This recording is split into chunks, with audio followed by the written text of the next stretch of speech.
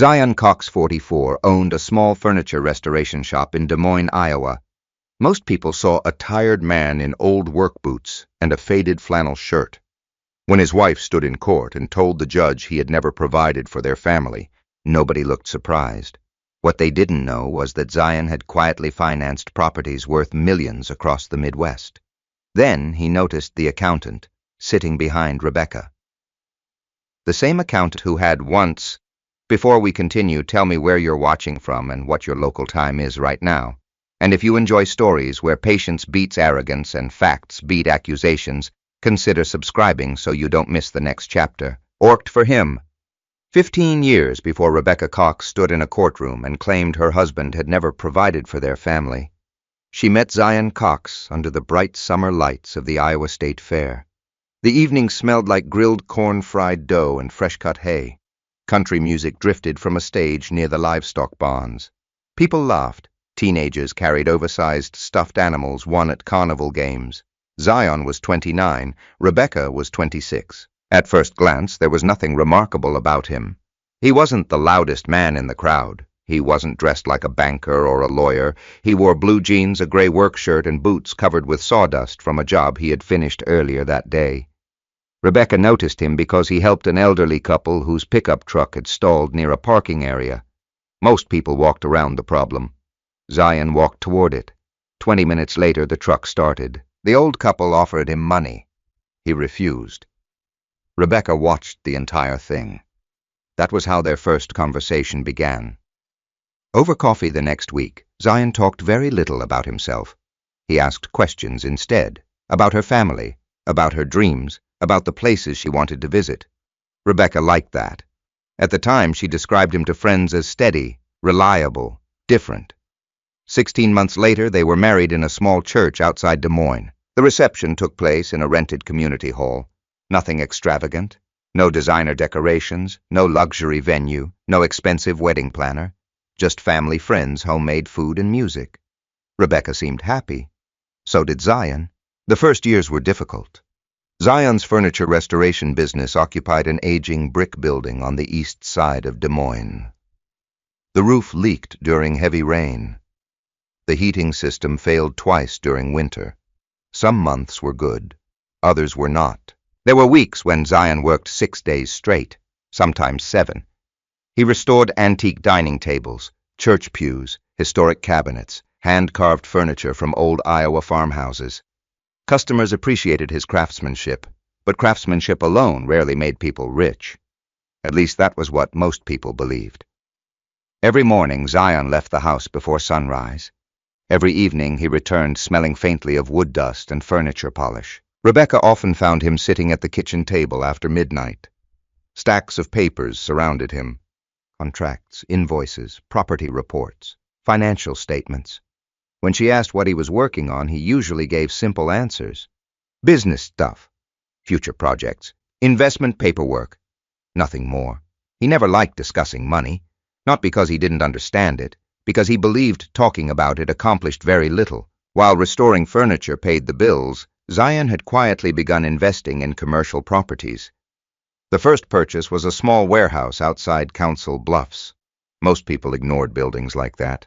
Old loading docks, cracked pavement, rusting metal doors. Zion saw something else. Opportunity. The warehouse cost less than many suburban homes. He renovated it slowly, leased it to a regional shipping company. 3 years later, he sold it for nearly triple what he paid. Then he bought another property, then another, then another.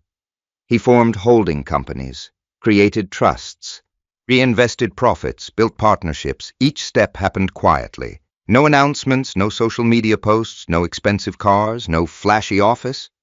The furniture shop remained exactly where it had always been. To outsiders, nothing appeared different. Rebecca knew some investments existed. She just never understood how large they had become, partly because she never asked, partly because Zion never volunteered details. As the years passed, their financial situation improved dramatically. They moved into a larger home in West Des Moines. Logan was born, private school became possible, family vacations became normal. Medical expenses were never a concern. Bills always disappeared before Rebecca had to think about them. A new roof appeared when the old one needed replacement. A new SUV appeared when the previous vehicle became unreliable. College savings accounts quietly grew. Rebecca rarely handled any of it. Zion took care of everything. At first she appreciated that. Later she stopped noticing it. That was when things slowly began changing. The changes weren't dramatic, not at first. Rebecca joined charity committees, social clubs, fundraising organizations, networking groups. Many members came from wealthy families. Some were married to surgeons, others owned law firms, several ran technology companies. Rebecca enjoyed their company. She enjoyed the restaurants, the parties, the conversations, the appearance of success. And gradually she became uncomfortable with how different Zion seemed from those men. At fundraising dinners, he often wore simple suits.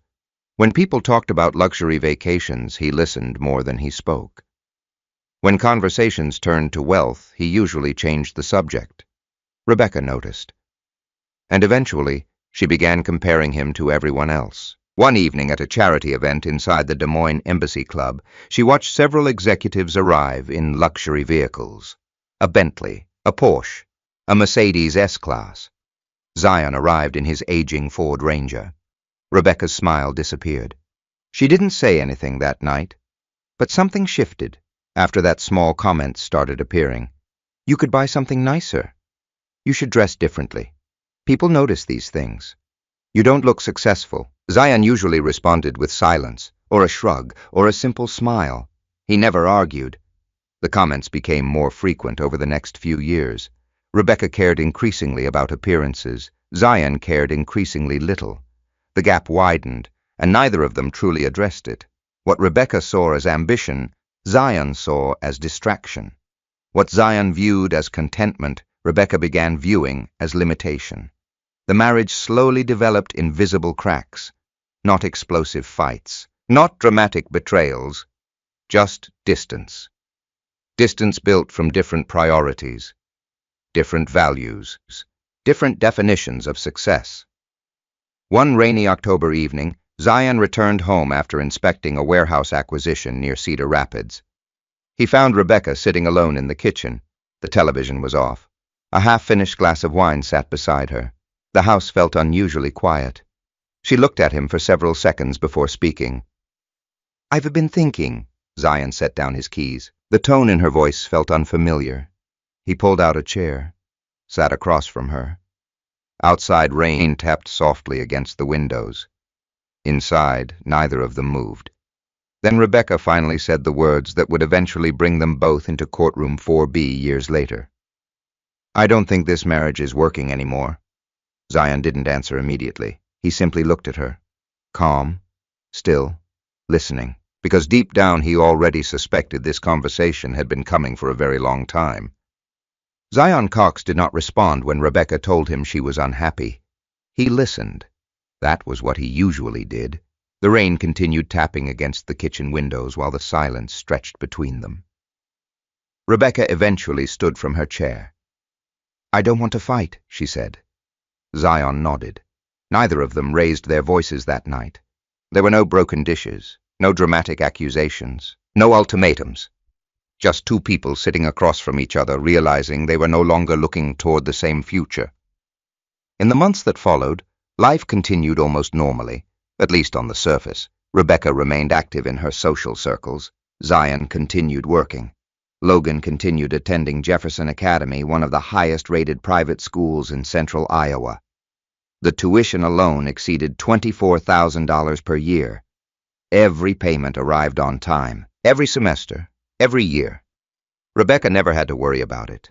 The same was true for almost everything else.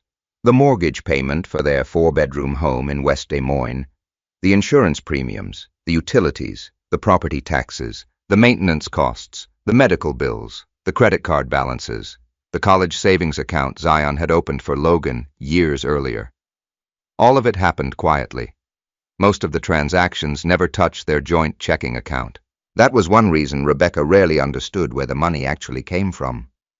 Many payments flowed through holding companies, trusts, and business accounts that Zion controlled. The system had been designed years earlier by attorneys and financial planners. It protected assets, reduced liability, simplified business operations. For Zion, it was practical. For someone who didn't understand the structure, it was nearly invisible.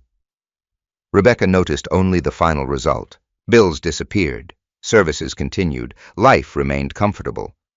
As time passed, comfort slowly transformed into expectation, and expectation transformed into entitlement. One Friday afternoon, Rebecca met several friends for lunch at a restaurant in downtown Des Moines called 801 Chop House. The women often gathered there after charity events or fundraising meetings. Rebecca enjoyed those afternoons. The conversations rarely stayed on one topic. Vacations, investments, schools, homes, cars, success, status, image. That afternoon, one woman talked about her husband's new lake house near Okoboji. Another discussed a luxury trip through Italy. A third mentioned purchasing a vacation property in Scottsdale, Arizona. Rebecca smiled along with everyone else, but internally she felt increasingly uncomfortable. Not because her life was difficult, because she felt she was falling behind. She looked successful, yet she believed the people around her saw through the image. When the conversation shifted toward careers, someone casually asked what Zion was doing these days. Rebecca hesitated. Then she laughed lightly. "He still works with old furniture." The table chuckled politely. One woman raised an eyebrow. "That's sweet." Rebecca forced a smile. The conversation moved on, but the moment stayed with her. Later that evening, while driving home in her Cadillac Escalade, she replayed those words in her head. "That's sweet." The phrase irritated her more than she wanted to admit. Not because it was insulting, because she feared it was dismissive. She wanted people to see her family differently. She wanted them to see success, power, influence, prestige. The problem was that Zion never cared about those things. A week later, she attended another event, then another. The pattern repeated, again and again, and gradually the way she described her husband began changing. Not all at once, just a little each time. When someone asked about Zion's business, she minimized it. When someone mentioned finances, she implied things were tight. When someone praised their lifestyle, she suggested she was the one holding everything together. The statements became increasingly detached from reality. At first, Zion never heard any of it. Then one evening, he did. The event took place at a fundraiser hosted by the Children's Hospital Foundation. The ballroom was filled with donors, executives, physicians, and local business owners. Zion attended because Rebecca asked him to. He spent most of the evening near the back of the room, speaking with a hospital administrator about renovation work on a historic property. As he crossed the ballroom later that night, he heard Rebecca's voice. She stood with 3 women near the bar. None of them noticed him. "Honestly," Rebecca said with a laugh, "if I didn't stay on top of everything, we'd probably be struggling." One of the women looked surprised. "I thought your husband owned several businesses." Rebecca shrugged. "Not really." Another sip of wine, another small laugh. "He keeps himself busy. That's about it." The women nodded. The conversation continued. Zion quietly turned away before hearing the rest. His expression never changed. He walked outside. The cool Iowa air hit his face. For several moments, he stood alone beneath the lights of the parking lot. He wasn't angry, at least not in the way most people would expect. What he felt was something quieter, disappointment. Because the person speaking inside that ballroom sounded very different from the woman he married 15 years earlier. When Rebecca returned home later that evening, Zion never mentioned what he had heard. He simply continued with life. That was his nature. He did not chase arguments. He did not demand apologies. He did not try to win conversations. Instead, he paid attention. And when Zion paid attention, he noticed details, small things, repeated things, patterns. Over the next several months, he began seeing financial activity that seemed unusual. Nothing dramatic at first. A consulting payment, a transfer, a business expense that didn't make sense. Then another, and another. The amounts were relatively small compared to Zion's overall finances. $5,000, $8,000, $12,000. Yet they followed a pattern. Each transaction seemed connected to services Rebecca had never discussed. Most people would have confronted their spouse immediately. Zion did not. He preferred facts over assumptions. One evening, after closing the furniture shop, he sat alone in his office. Stacks of paperwork covered the desk. Outside, snow drifted across the empty parking lot. Inside, only a desk lamp illuminated the room. He opened several financial reports, compared transaction histories, cross-referenced dates, names, accounts, invoices. Eventually, one name appeared repeatedly. Grant Holloway. Zion stared at the screen. The name immediately felt familiar. Very familiar. Grant had worked with him years ago, not as a partner, not as an executive, as a contract accountant. Grant had reviewed financial statements for several of Zion's companies during a period of rapid expansion. He knew the structures, the trusts, the holding companies, the asset flow, not every detail, but enough, far more than most people. Zion leaned back in his chair. The office suddenly felt colder. Grant's name appeared on consulting invoices linked to Rebecca. Monthly payments, financial planning services, advisory fees, business consulting. The descriptions were vague, almost intentionally vague. Perhaps there was a harmless explanation. Perhaps not. Zion continued digging. More records, more invoices, more dates. The pattern became impossible to ignore. Grant was no longer simply a former accountant. Somehow he had become involved in Rebecca's financial affairs. That realization bothered Zion more than anything he had heard at the fundraiser, because unlike gossip, unlike social appearances, unlike careless words, financial records rarely lied. Outside, the snow continued falling. Inside, Zion printed several documents and placed them into a folder, then another, then another. He wasn't preparing for a confrontation, not yet. He was preparing for clarity. Because years of business experience had taught him one lesson above all others. People could say almost anything. Documents usually told the truth. As he locked the office and headed toward the parking lot that night, one question stayed in his mind. Why was Grant Holloway suddenly working with Rebecca? And what exactly were they planning? He would soon discover the answer. But not before the situation became far more serious than he imagined. The first time Zion Cox met Grant Holloway, neither man paid much attention to the other. It had been nearly 9 years earlier. At the time, Zion's business interests were expanding faster than expected. The furniture restoration shop still operated in Des Moines, but behind the scenes, multiple companies were growing across Iowa and Nebraska. Warehouses, distribution facilities, commercial properties, leasing partnerships, investment trusts. The structure had become too complex for a single accountant. One of Zion's attorneys recommended Grant Holloway. Grant came with impressive credentials, certified public accountant, former senior analyst at a regional accounting firm in Omaha, strong references, years of experience handling corporate reporting. The recommendation appeared solid. Zion hired him on a consulting contract. At first, everything seemed normal. Grant was organized, punctual, detail-oriented. He worked efficiently. For nearly 18 months, he reviewed financial reports and helped prepare quarterly statements for several holding companies. Because of that role, Grant gained access to information very few people knew existed. He saw warehouse acquisitions before they became public. He reviewed trust structures. He understood how revenue moved between operating companies and holding entities. He saw the real numbers, not the numbers visible to outsiders, the real numbers. Most people in Des Moines believed Zion owned a furniture restoration shop. Grant knew better. He knew the restoration business represented only a fraction of Zion's holdings. At the time, that information did not seem dangerous. Grant was a professional, a trusted advisor, someone paid to protect confidential information. Then small problems began appearing. Nothing dramatic at first. An incorrect reporting category. A delayed filing, a discrepancy between two reports. Errors happen, especially when businesses grow quickly. Zion did not immediately worry, but over time the mistakes became harder to ignore. One issue involved depreciation schedules on a warehouse portfolio. Another involved reporting classifications. Then came a problem involving a financing disclosure that required correction before submission. Each issue by itself was manageable. Together they created a pattern. Zion noticed. His attorneys noticed. Outside auditors noticed. Meetings followed. Corrections followed. Grant always had explanations. Sometimes the explanations were reasonable. Sometimes they were not. What concerned Zion most was not the mistakes themselves. It was Grant's attitude toward them. He rarely accepted responsibility.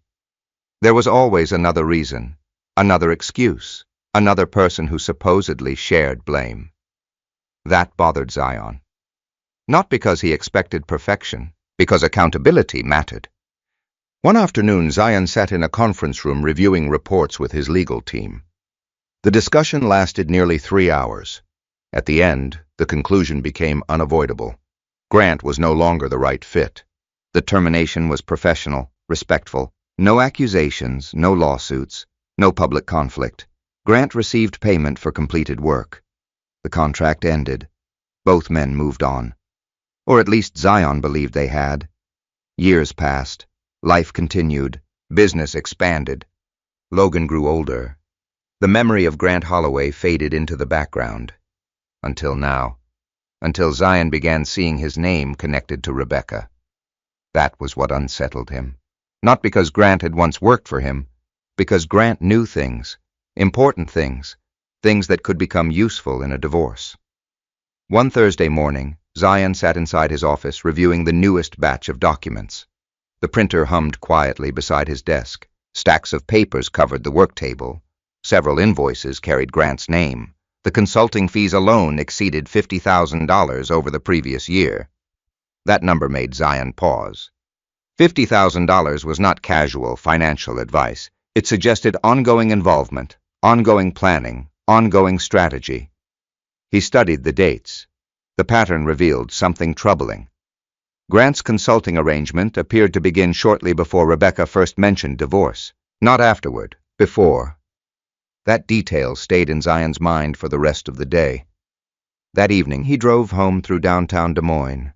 Traffic moved slowly. Streetlights reflected off wet pavement. The city looked peaceful. Yet something about the timing continued bothering him. When he arrived home, Rebecca was sitting on the patio scrolling through her phone. She barely looked up. "You're late." "I had work." She nodded without interest. The conversation ended there. Years earlier, they would have talked for hours. Now, entire evenings passed with only a handful of sentences. Zion walked inside. The house felt strangely empty despite its size. Logan was at basketball practice. Rebecca remained outside. The silence seemed louder than usual. Later that night, after everyone had gone to bed, Zion returned to his home office. The room overlooked the backyard. Rain tapped softly against the glass. He opened another folder. More invoices, more consulting records. Then he found something new, an email chain. The document appeared among files attached to one of the consulting payments. Most of the message had been redacted, but a few visible lines remained. One sentence caught his attention immediately. "We need to establish what can be documented regarding his actual contributions." Zion read it twice, then a third time. His expression remained calm, but his focus sharpened. The wording felt deliberate, not emotional, strategic, carefully chosen. He continued reading. The remaining fragments revealed little. Yet the implication was difficult to ignore. Someone was building a narrative, a financial narrative, a version of reality that could eventually be presented to attorneys or a court. And Grant appeared involved. Zion printed the email, added it to the growing folder, then leaned back in his chair. Outside, the rain intensified. For several minutes, he simply sat there thinking. Not about revenge, not about winning, about preparation. Business had taught him a simple lesson years ago. Problems rarely appeared suddenly. They announced themselves through patterns. Most people ignored those patterns, then acted surprised when consequences arrived. Zion preferred another approach. Observe, document, verify, prepare. That approach had protected him in business. Now it might protect him somewhere else. The following week brought another surprise. A certified envelope arrived at the house. The return address belonged to a law firm in Des Moines. Rebecca had officially retained counsel. The paperwork confirmed what Zion already suspected. The marriage was ending. The filing itself did not shock him. The timing did, because several statements contained within the preliminary documents appeared strangely familiar. Descriptions of financial dependency, descriptions of unequal contributions, descriptions minimizing Zion's role in supporting the household. The language sounded almost technical, almost financial, almost as if someone with accounting experience had helped construct it. Grant's shadow seemed to appear everywhere. Yet Zion still did not react publicly. He did not confront Rebecca. He did not call Grant. He did not send angry messages. Instead, he called one person, Victoria Bennett. If Grant represented the past, Victoria represented preparation. She was one of the few attorneys who knew the complete structure of Zion's holdings. Years earlier, she had helped create several trusts and asset protection entities. She understood the paperwork better than anyone. More importantly, she understood Zion. She answered on the second ring. Victoria Bennett. It's Zion. A brief pause, then her tone changed. Something's happened. Yes. You sound calm. I am. Another pause. What do you need? Zion looked at the folder sitting on his desk. The stack was growing larger by the day. Invoices, emails, financial records, questions, patterns, evidence. Finally, he answered. I think it's time we opened the old files. Victoria was silent for a moment. Then she said 4 words. Bring everything you have. For the first time since seeing Grant's name appear beside Rebecca's finances, Zion felt certain about one thing. The next stage of this fight would not be decided by accusations. It would be decided by documents. And somewhere inside those documents, the truth was waiting. Victoria Bennett's office occupied the top floor of a brick building overlooking the Des Moines River. The view was impressive. Victoria rarely noticed it. People did not hire her for scenery. They hired her because she prepared more thoroughly than almost anyone else. On a gray Monday morning, Zion Cox arrived carrying 2 cardboard boxes. By noon, there were 6. Each one was filled with records, bank statements, property agreements, tax filings, trust documents, insurance records, school tuition payments, medical invoices, mortgage records, utility statements, years of paperwork. Most clients arrived at a lawyer's office with stories. Zion arrived with evidence. Victoria watched as the final box was placed beside her conference table. You've been busy. Zion gave a slight shrug. I keep records. That was an understatement. Victoria opened the nearest box. Inside, every document had been organized by year. Color-coded tabs separated categories. Supporting records were attached to primary reports. Nothing appeared random. Nothing appeared rushed. The preparation reflected exactly the kind of man Zion was. Methodical, patient, quiet. Victoria removed her glasses and studied him for a moment. Most people facing divorce looked exhausted, angry, emotional, desperate. Zion looked like the businessman preparing for an audit. What are you expecting? She asked. I don't know yet. That's not true. He leaned back slightly. I think someone is building a financial case. Victoria nodded. And I think Grant Holloway is helping. That answer immediately captured her attention. She knew the name. Years earlier, she had encountered Grant during corporate reporting reviews. Not often, but enough. Victoria walked toward a large whiteboard mounted on the wall. She wrote 2 names. Rebecca Cox, Grant Holloway. Then she turned back toward Zion. Tell me everything. For nearly 3 hours, Zion explained what he had discovered. The consulting invoices, the payment history, the email fragments, the timing, the conversations, the gradual changes in Rebecca's behavior. Victoria listened carefully, occasionally taking notes, occasionally asking questions, mostly listening. When Zion finished, she sat quietly for several moments. Then she opened the first box. The work began. Hours passed. The conference room slowly disappeared beneath stacks of documents. By late afternoon, Victoria had already identified something important. A pattern. Every major expense within the household traced back to Zion, not some of them, almost all of them. Mortgage payments, private school tuition, vehicle financing, insurance premiums, medical expenses, property taxes, household improvements, vacation costs, investment contributions. Everything had supporting documentation. Victoria pulled a tuition statement from Jefferson Academy. $24,000. Paid in full. She found the payment record, then the bank transfer, then the source account. The documentation formed a complete chain. Nothing was missing. Next came medical expenses. Rebecca's mother had undergone surgery several years earlier. The procedure cost nearly $70,000 after insurance adjustments.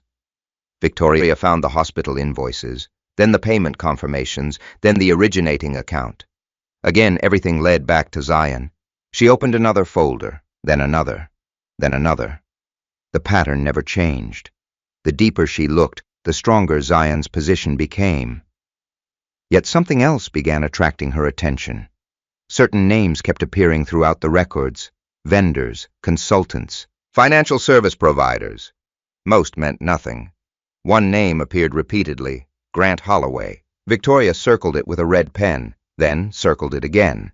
The references stretched back years, much further than Zion initially realized. Some involved corporate reporting, others involved consulting work. A few related to tax planning reviews. Nothing unusual by itself, but together they established something important. Grant possessed extensive knowledge of Zion's financial history. That fact alone could become significant. By early evening, Victoria ordered dinner from a nearby steakhouse.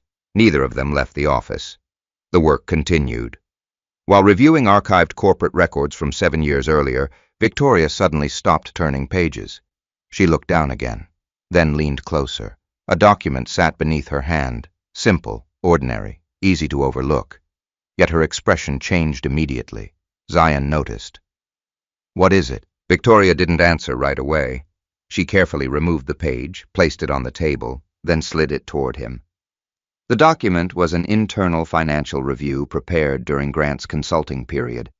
Several signatures appeared at the bottom. One belonged to Grant, another belonged to an auditor, a third belonged to Zion. At first glance, the report seemed unremarkable. Then Zion saw the highlighted section. The review specifically identified trust distributions used to support family expenses. Tuition, mortgage payments, insurance obligations, household costs. Everything was listed. Everything was documented. Most importantly, Grant had personally certified the accuracy of the report. For a long moment, neither spoke. Then Victoria broke the silence. "If Grant is helping Rebecca claim you didn't support the household," she tapped the page, "he already knows this exists." Zion looked at the document. The realization settled heavily. Not because it surprised him, because it confirmed something. Grant wasn't operating from ignorance. He knew the facts. He had known them for years. Victoria continued searching. More reports emerged. More signatures. More confirmations. Each one strengthened the same conclusion. Grant had repeatedly reviewed and approved records showing Zion's financial support. That fact could become extremely important later. The following morning, Victoria arrived before sunrise, coffee in one hand, legal pad in the other. She spent hours building timelines, creating spreadsheets, organizing evidence. By midday, a clear picture had emerged. The evidence did not simply show Zion contributing to the household. It showed Zion carrying almost every major financial responsibility for over a decade. The numbers were staggering. Millions of dollars in documented support. Every dollar traceable. Every dollar supported by records. Then Victoria found something unexpected. A transfer report. The transaction itself was not unusual. What caught her attention was the destination. The receiving entity did not match any company she recognized. Victoria checked again, then searched corporate records. The company existed. A limited liability corporation, recently formed. Ownership information appeared partially shielded. That alone was unusual, not illegal, just unusual. She printed the records, placed them in a separate folder, a growing folder, one labeled Questions. Later that afternoon, Zion returned to the office. Victoria spread several documents across the conference table. "We've confirmed something." Zion sat down. Victoria pointed toward the evidence. "If Rebecca argues you failed to support the family, the records don't just contradict her." She paused. "They destroy the argument." Zion said nothing. Victoria continued. "But that's not the interesting part." She slid another document forward. The newly discovered LLC. The unexplained transfers. The unusual ownership structure. Zion studied the paperwork. The name meant nothing to him. Have you seen this before? No, Victoria nodded. I didn't think so. She folded her hands. Which means we need to find out why money is flowing there. The room became quiet. Outside traffic moved along Grand Avenue. Inside, another piece of the puzzle had appeared, a piece neither of them expected, and for the first time since the divorce process began, Victoria looked genuinely intrigued. Because what had started as a simple dispute over financial support was beginning to look like something far more complicated, something hidden, something carefully structured. And somewhere inside thousands of pages of records, the answer was waiting. The first hearing took place on a cold Tuesday morning in early February. Snow covered the sidewalks outside the Polk County Courthouse in downtown Des Moines. People hurried through the wind carrying coffee cups and briefcases. Inside, courtroom 4B felt warmer, but not calmer. Zion Cox arrived 15 minutes early, as usual. He wore a dark navy suit he had owned for years. Nothing expensive, nothing fashionable. The suit fit well enough.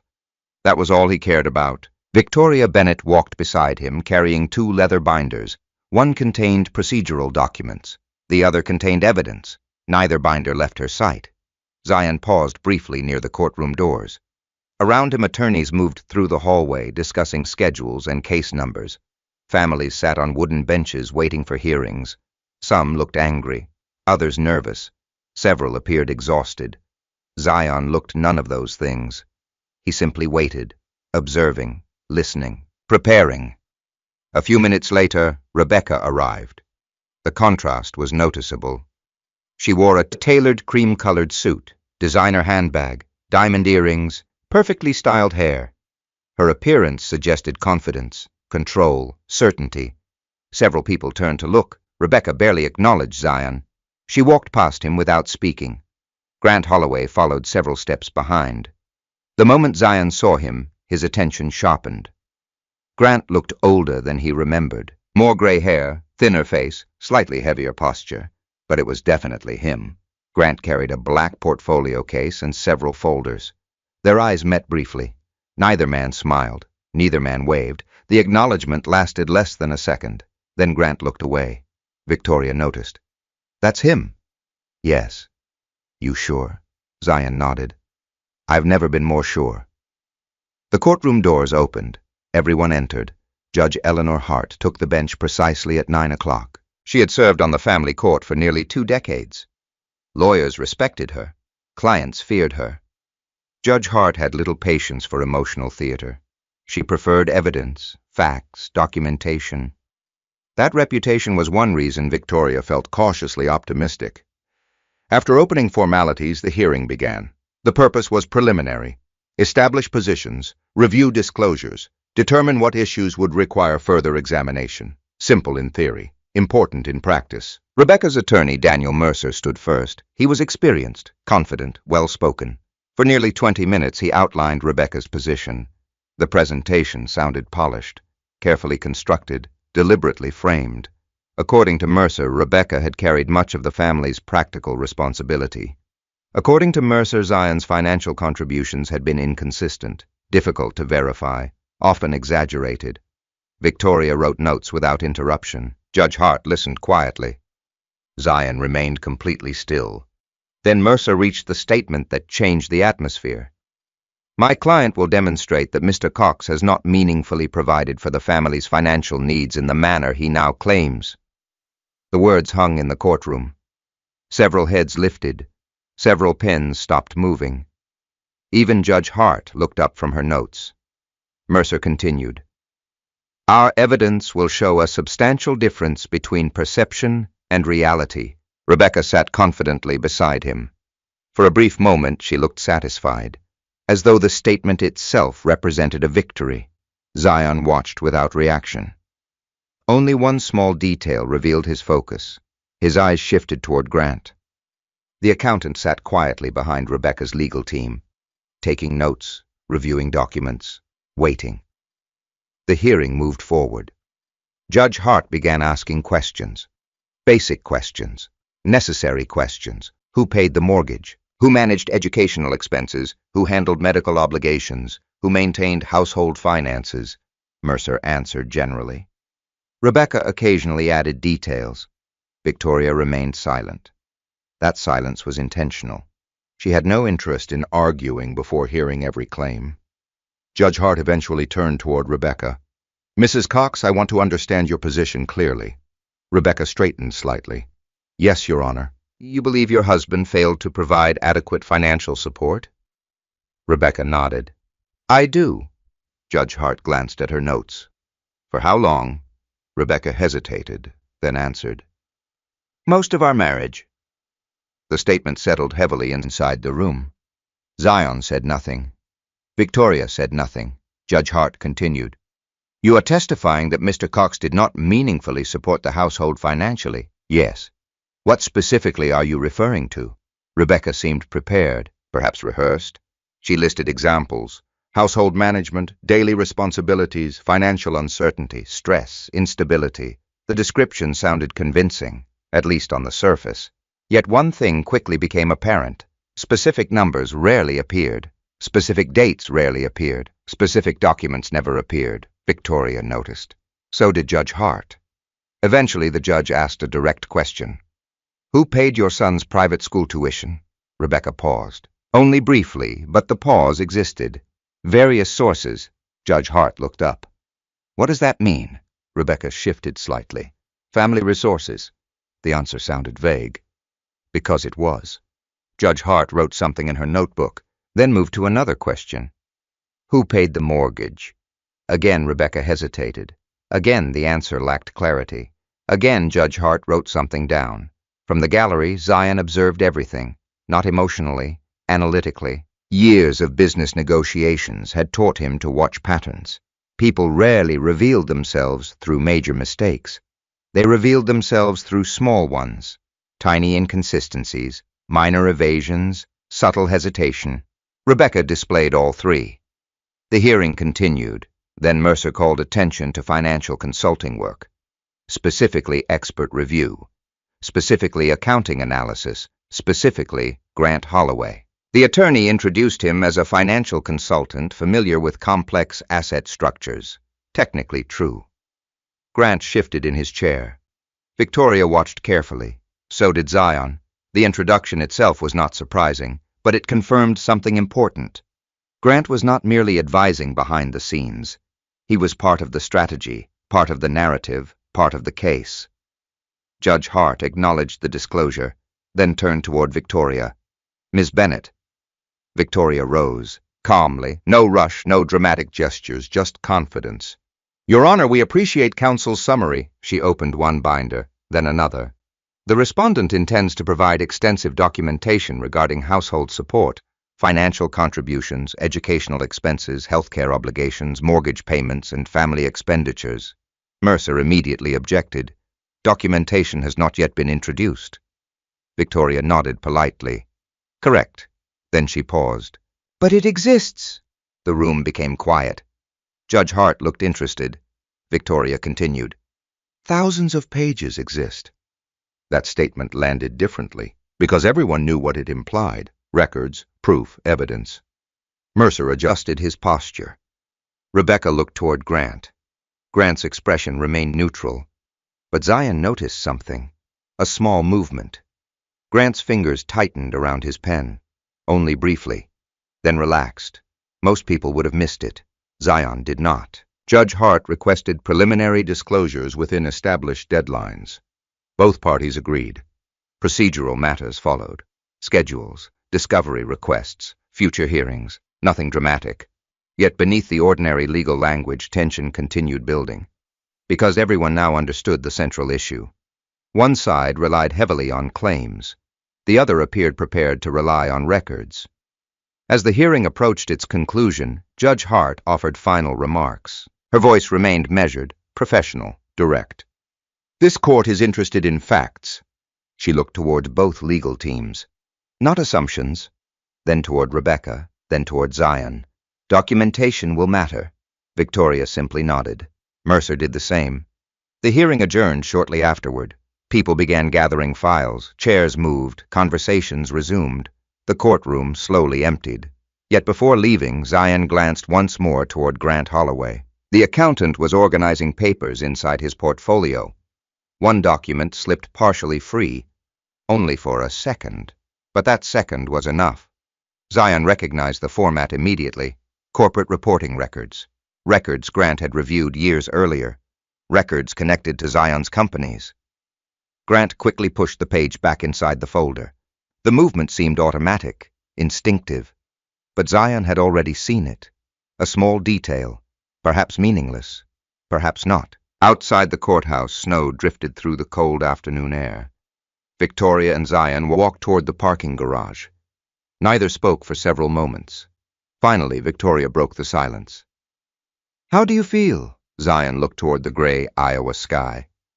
"Like someone is trying very hard to tell a story," Victoria nodded. "And?" A faint smile appeared.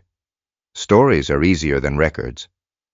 Victoria smiled for the first time all day, because she had spent the last week reading those records, and she knew exactly what they contained. What neither Rebecca nor Grant realized was that the next hearing would not revolve around opinions. It would revolve around questions, specific questions, questions requiring specific answers. And once those questions started coming, silence would become much harder to maintain. 3 weeks after the first hearing, courtroom 4B felt different. The room was fuller. Word had quietly spread among local attorneys that the Cox divorce was becoming unusually complicated. Cases involving hidden money always attracted attention. Cases involving millions of dollars attracted even more. By 9 o'clock, every seat in the public gallery was occupied. Judge Eleanor Hart entered precisely on schedule. Everyone stood, then sat. The second hearing began. This time the atmosphere carried more tension, less speculation, more anticipation, because both legal teams had exchanged preliminary disclosures, and the disclosures raised questions, a lot of questions. Victoria Bennett arrived with 4 large binders. Daniel Mercer arrived with 2. The difference was noticeable, not because larger binders automatically meant stronger evidence, but because preparation tends to reveal itself through details. Zion sat quietly beside Victoria, as always. His expression gave nothing away.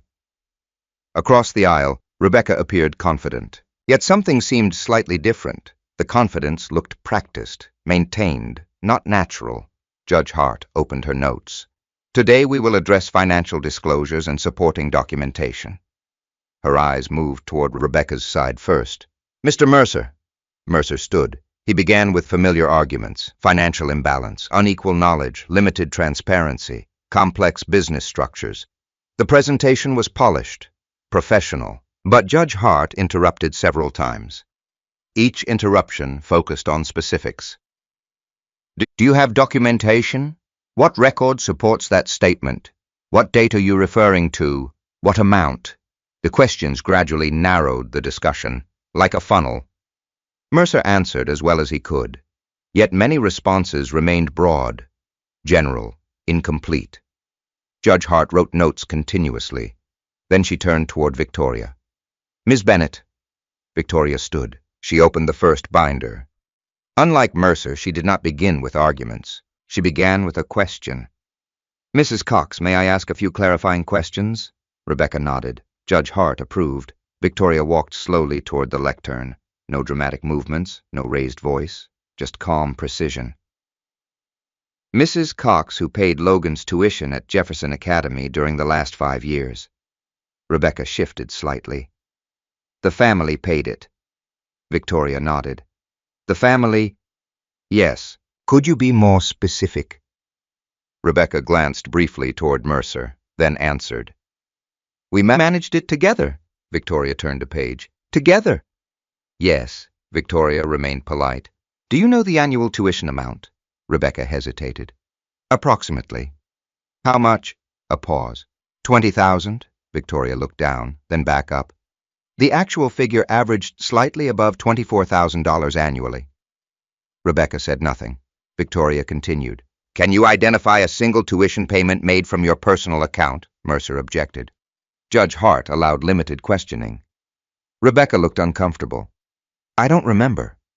Victoria nodded again. A simple answer, but not a helpful one. She moved on. "Let's discuss the mortgage."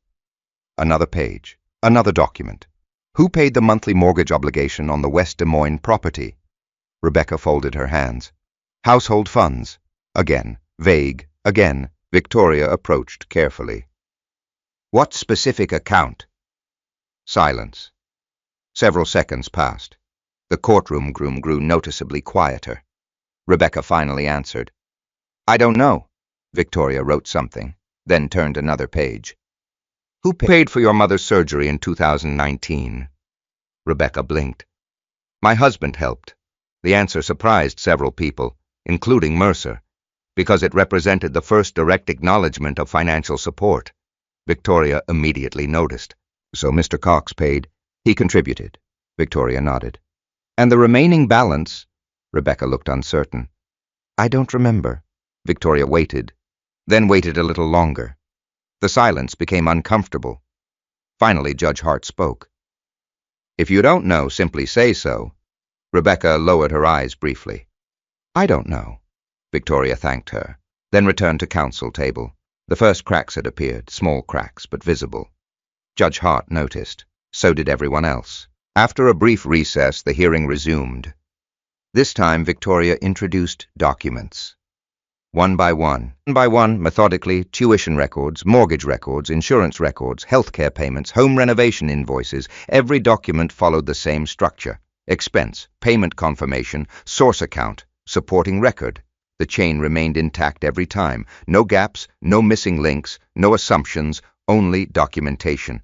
Judge Hart examined several exhibits personally. The judge rarely displayed emotion, yet her growing interest became obvious. Then Victoria presented a summary chart. The chart displayed household expenses across a 7-year period. Columns, dates, amounts, payment sources, everything clearly organized. Several observers in the gallery leaned forward. The numbers were significant. Hundreds of thousands of dollars, year after year, consistently funded through entities controlled by Zion. Mercer objected to portions of the presentation. Some objections succeeded. Most did not. Because the underlying records were authentic, verifiable, traceable, facts tend to survive objections better than opinions. By mid-afternoon, Judge Hart began asking her own questions. That was rarely good news for the side struggling with documentation. She addressed Rebecca directly. Mrs. Cox. Rebecca looked up. You have repeatedly stated that Mr. Cox failed to provide meaningful support. Yes, Your Honor. Judge Hart tapped several exhibits. These records appear to show substantial financial contributions. Rebecca hesitated. The hesitation lasted only a second, but everyone noticed. My point was broader than money. Judge Hart remained expressionless. Today we are discussing finances. Silence followed. The judge turned another page. Do you dispute the authenticity of these records? Mercer immediately intervened. We reserve the right to review all documentation. Judge Hart nodded. A reasonable position. Then she looked toward Victoria. Do additional records exist? Victoria answered immediately. Thousands. The room became quiet again, because everyone understood what that meant. This was only the beginning, only a sample, only a fraction of what had been prepared. Then Judge Hart asked the question Zion had been waiting to hear, the question that shifted attention toward Grant Holloway. Who assisted Mrs. Cox in reviewing these financial matters? Mercer responded first. Financial consultant Grant Holloway. Judge Hart wrote the name down, then looked towards the back of the courtroom. Grant sat perfectly still. The judge continued. Was Mr. Holloway involved in preparing the financial position being presented today? Mercer nodded. To an extent, yes. Judge Hart wrote another note. Victoria remained silent. But Zion noticed something. The same thing he had noticed as during the previous hearing. Grant's fingers tightened around his pen, again, only briefly, then relaxed. A tiny reaction. Most people would never notice. Zion did, because he wasn't listening only to words anymore. He was watching behavior, watching pressure, watching uncertainty. The hearing moved toward its conclusion. Judge Hart reviewed scheduling matters, discovery deadlines, future disclosures, witness lists. Then she closed the folder in front of her. The sound echoed softly through the courtroom. One final issue. Everyone looked up. Judge Hart's eyes settled on Victoria. Miss Bennet. Yes, Your Honor. You indicated earlier that Mr. Holloway may possess relevant knowledge concerning historical financial records. Victoria nodded. Yes. Judge Hart looked toward Mercer, then toward Grant, then back to Victoria. Do you intend to call him as a witness? The question seemed simple, yet it changed the entire atmosphere. For the first time all day, Grant looked genuinely uncomfortable. His posture shifted, his jaw tightened, his eyes moved toward Mercer, then toward Rebecca, then away. Victoria waited just long enough for everyone to notice, then answered, Yes, Your Honor. Silence. Complete silence. Judge Hart nodded. When?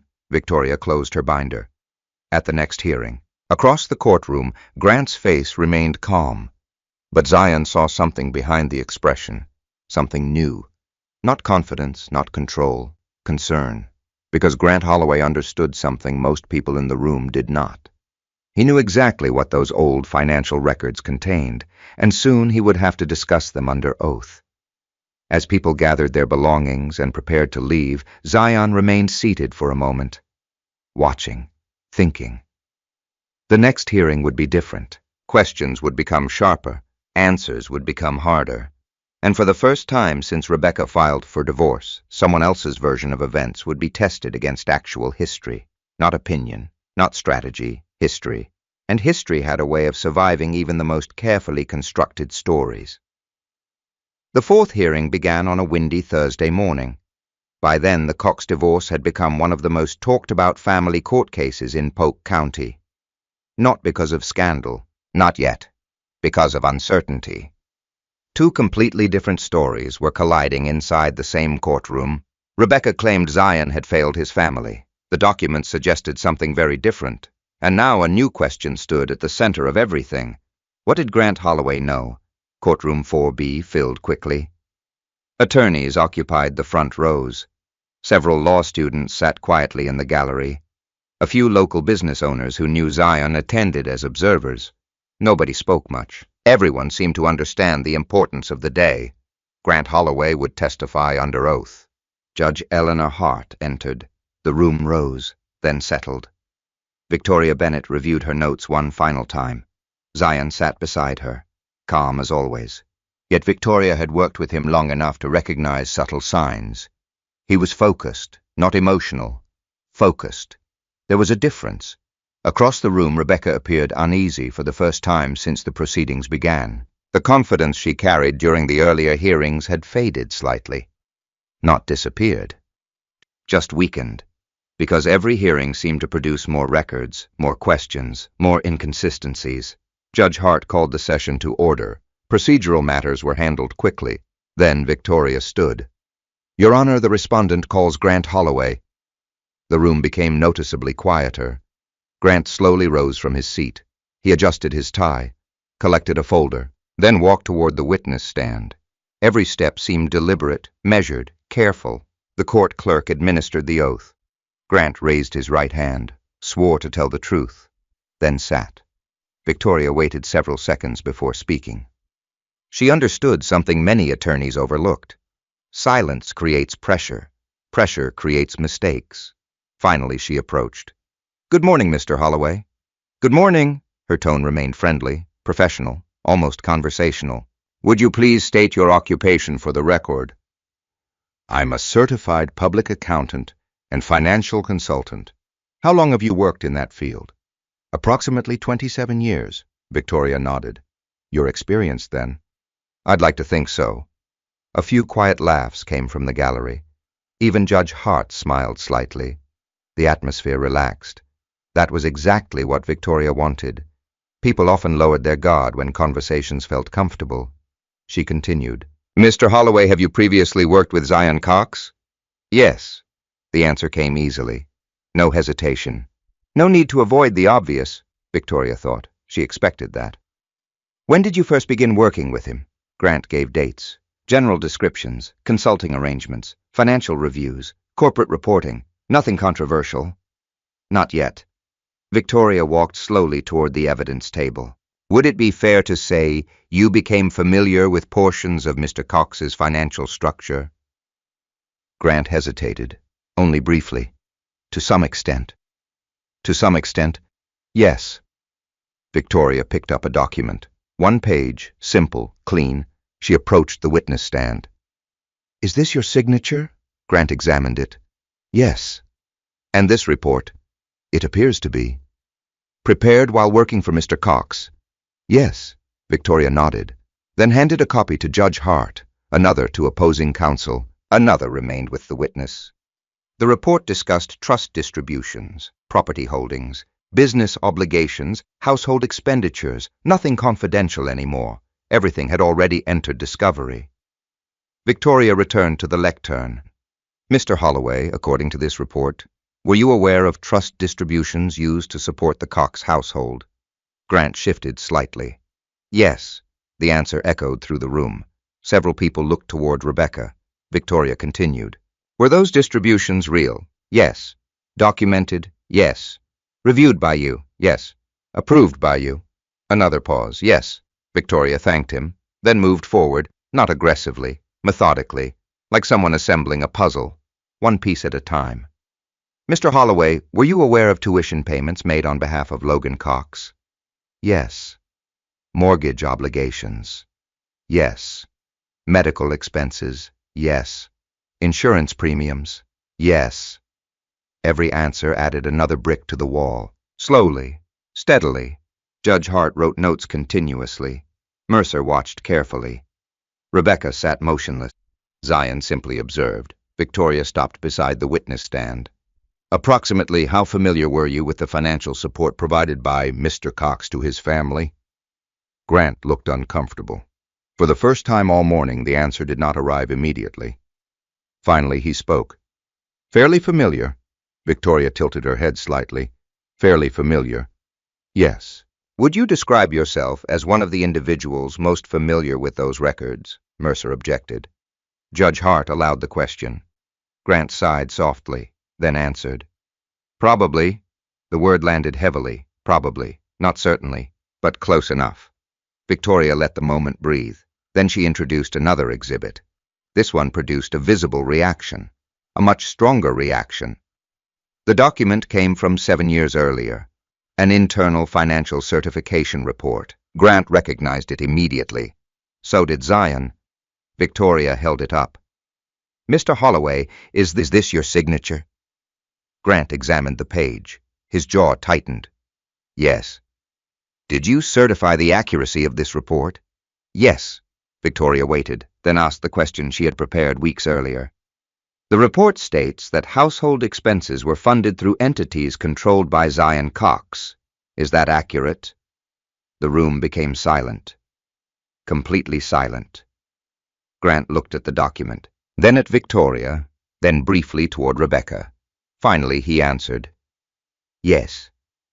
No dramatic music, no shouting, no gasps, just one word. Yet that word changed everything, because it came from the person helping support Rebecca's financial narrative. Victoria continued. Were those records accurate when you signed them? Yes. Do you have any evidence suggesting they were inaccurate? No. Another note from Judge Hart. Another crack in the opposing position. Victoria wasn't finished, not even close.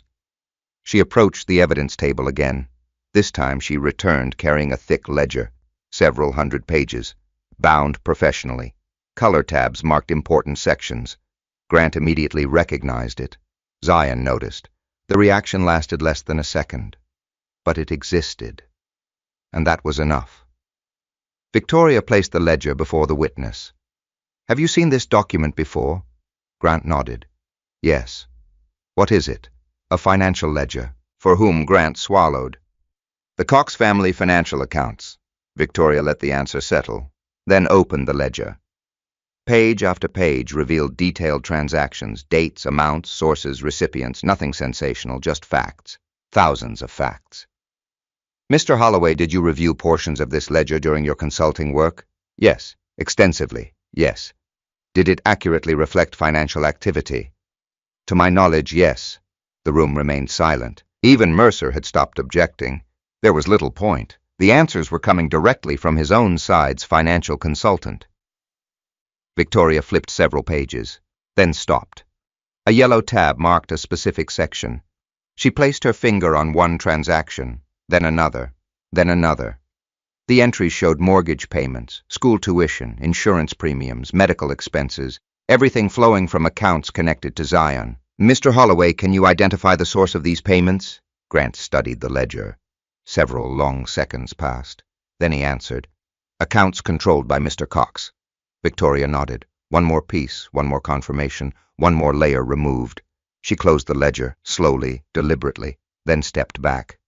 Your Honor, I have no further questions at this time. The statement surprised several observers. It felt too early, too simple, too controlled. Victoria returned to counsel table. Zion glanced toward her. She didn't look satisfied. She looked patient, which meant she had accomplished exactly what she intended, because the goal today had never been to destroy Grant. The goal had been to establish facts, facts that could not easily be disputed later. As Mercer prepared for cross-examination, Grant remained seated in the witness chair. His posture seemed heavier now, less certain, because every answer had moved the case in a direction he probably did not expect.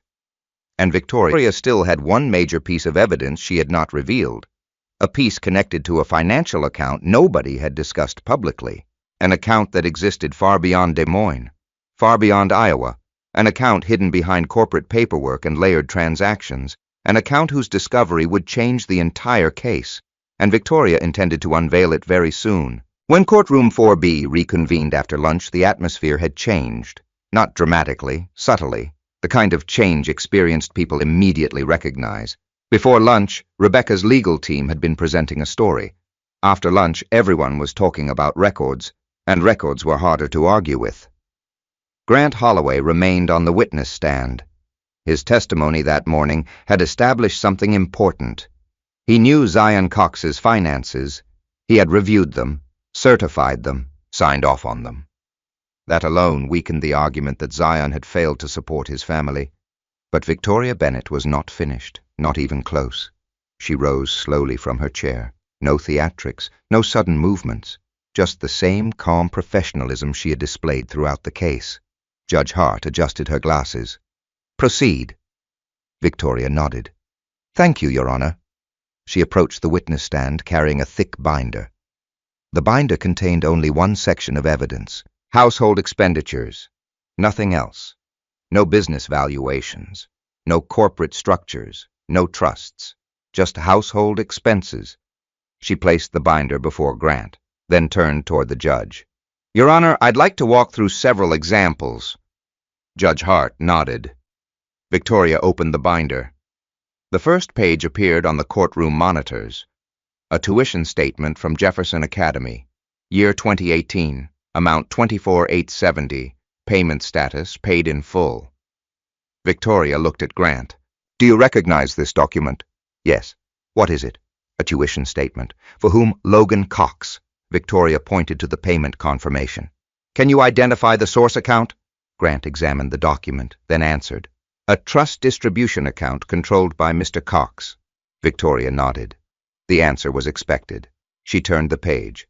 Another tuition statement. Another year. Another payment. Then another. And another.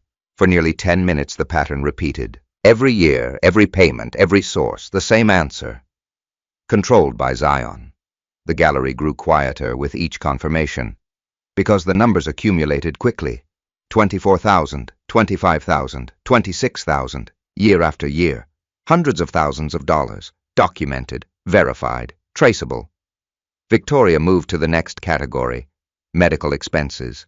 One exhibit displayed invoices from Mercy One Medical Center, another from the University of Iowa hospitals. Another involved Rebecca's mother, the surgery Zion had paid for years earlier.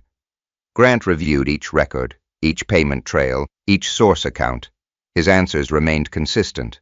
The money came from Zion, not occasionally, not partially, consistently. Judge Hart filled page after page with notes. The judge rarely interrupted, which usually meant she was paying close attention. Victoria moved forward. Home improvements, roof replacement, HVAC installation, kitchen renovation, foundation repairs, property taxes, insurance premiums, vehicle financing one by one. Every expense created the same conclusion. Zion had paid. By mid-afternoon, the financial picture had become difficult to ignore. Even Mercer appeared less aggressive than before. His objections became less frequent, less forceful. Because every objection risked highlighting another document, another payment, another record, another fact. Then Victoria introduced something new, a summary chart. The courtroom monitors illuminated with columns of figures. The chart displayed 12 years of household support. The numbers filled the screen. Mortgage payments, education costs, healthcare expenses, insurance obligations, property maintenance, household operations, travel expenditures, emergency expenses. The total appeared at the bottom. Several people in the gallery leaned forward. Even Judge Hart paused. The number exceeded $1.8 million. The room became silent, not shocked, just silent. Because large numbers become difficult to dismiss when they are supported by evidence. Victoria approached the witness stand again. Mr. Holloway, have you reviewed similar financial summaries before? Yes. Would you consider this summary accurate? Grant studied it. For several seconds nobody spoke. Then he answered, yes. The word landed heavily. Another confirmation. Another piece. Another nail in the narrative that Zion had contributed nothing. Victoria thanked him, then closed the binder. Most people expected her to sit down. Instead, she walked toward the evidence table, picked up a much thinner folder, and returned. Zion noticed the folder immediately. So did Grant. The reaction was unmistakable.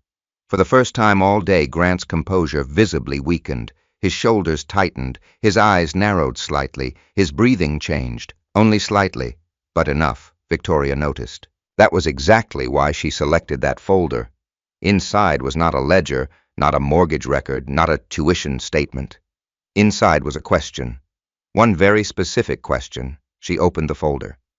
Mr. Holloway, I'd like to discuss a company. Mercer immediately looked up. Grant remained silent. Victoria continued. Are you familiar with an entity known as Red Prairie Holdings, LLC? The reaction was instant, not dramatic, but undeniable. Grant froze, only for a second, then recovered. The problem was that Zion saw it, Victoria saw it, Judge Hart saw it, and once a judge notices a reaction, it becomes difficult to forget. Grant cleared his throat. The name sounds familiar, Victoria nodded. Sounds familiar. Possibly. She retrieved a document. Would reviewing this refresh your memory? The document was handed to the witness. Grant studied it. Longer than he studied any previous exhibit. Finally he answered. Yes. What is Red Prairie Holdings?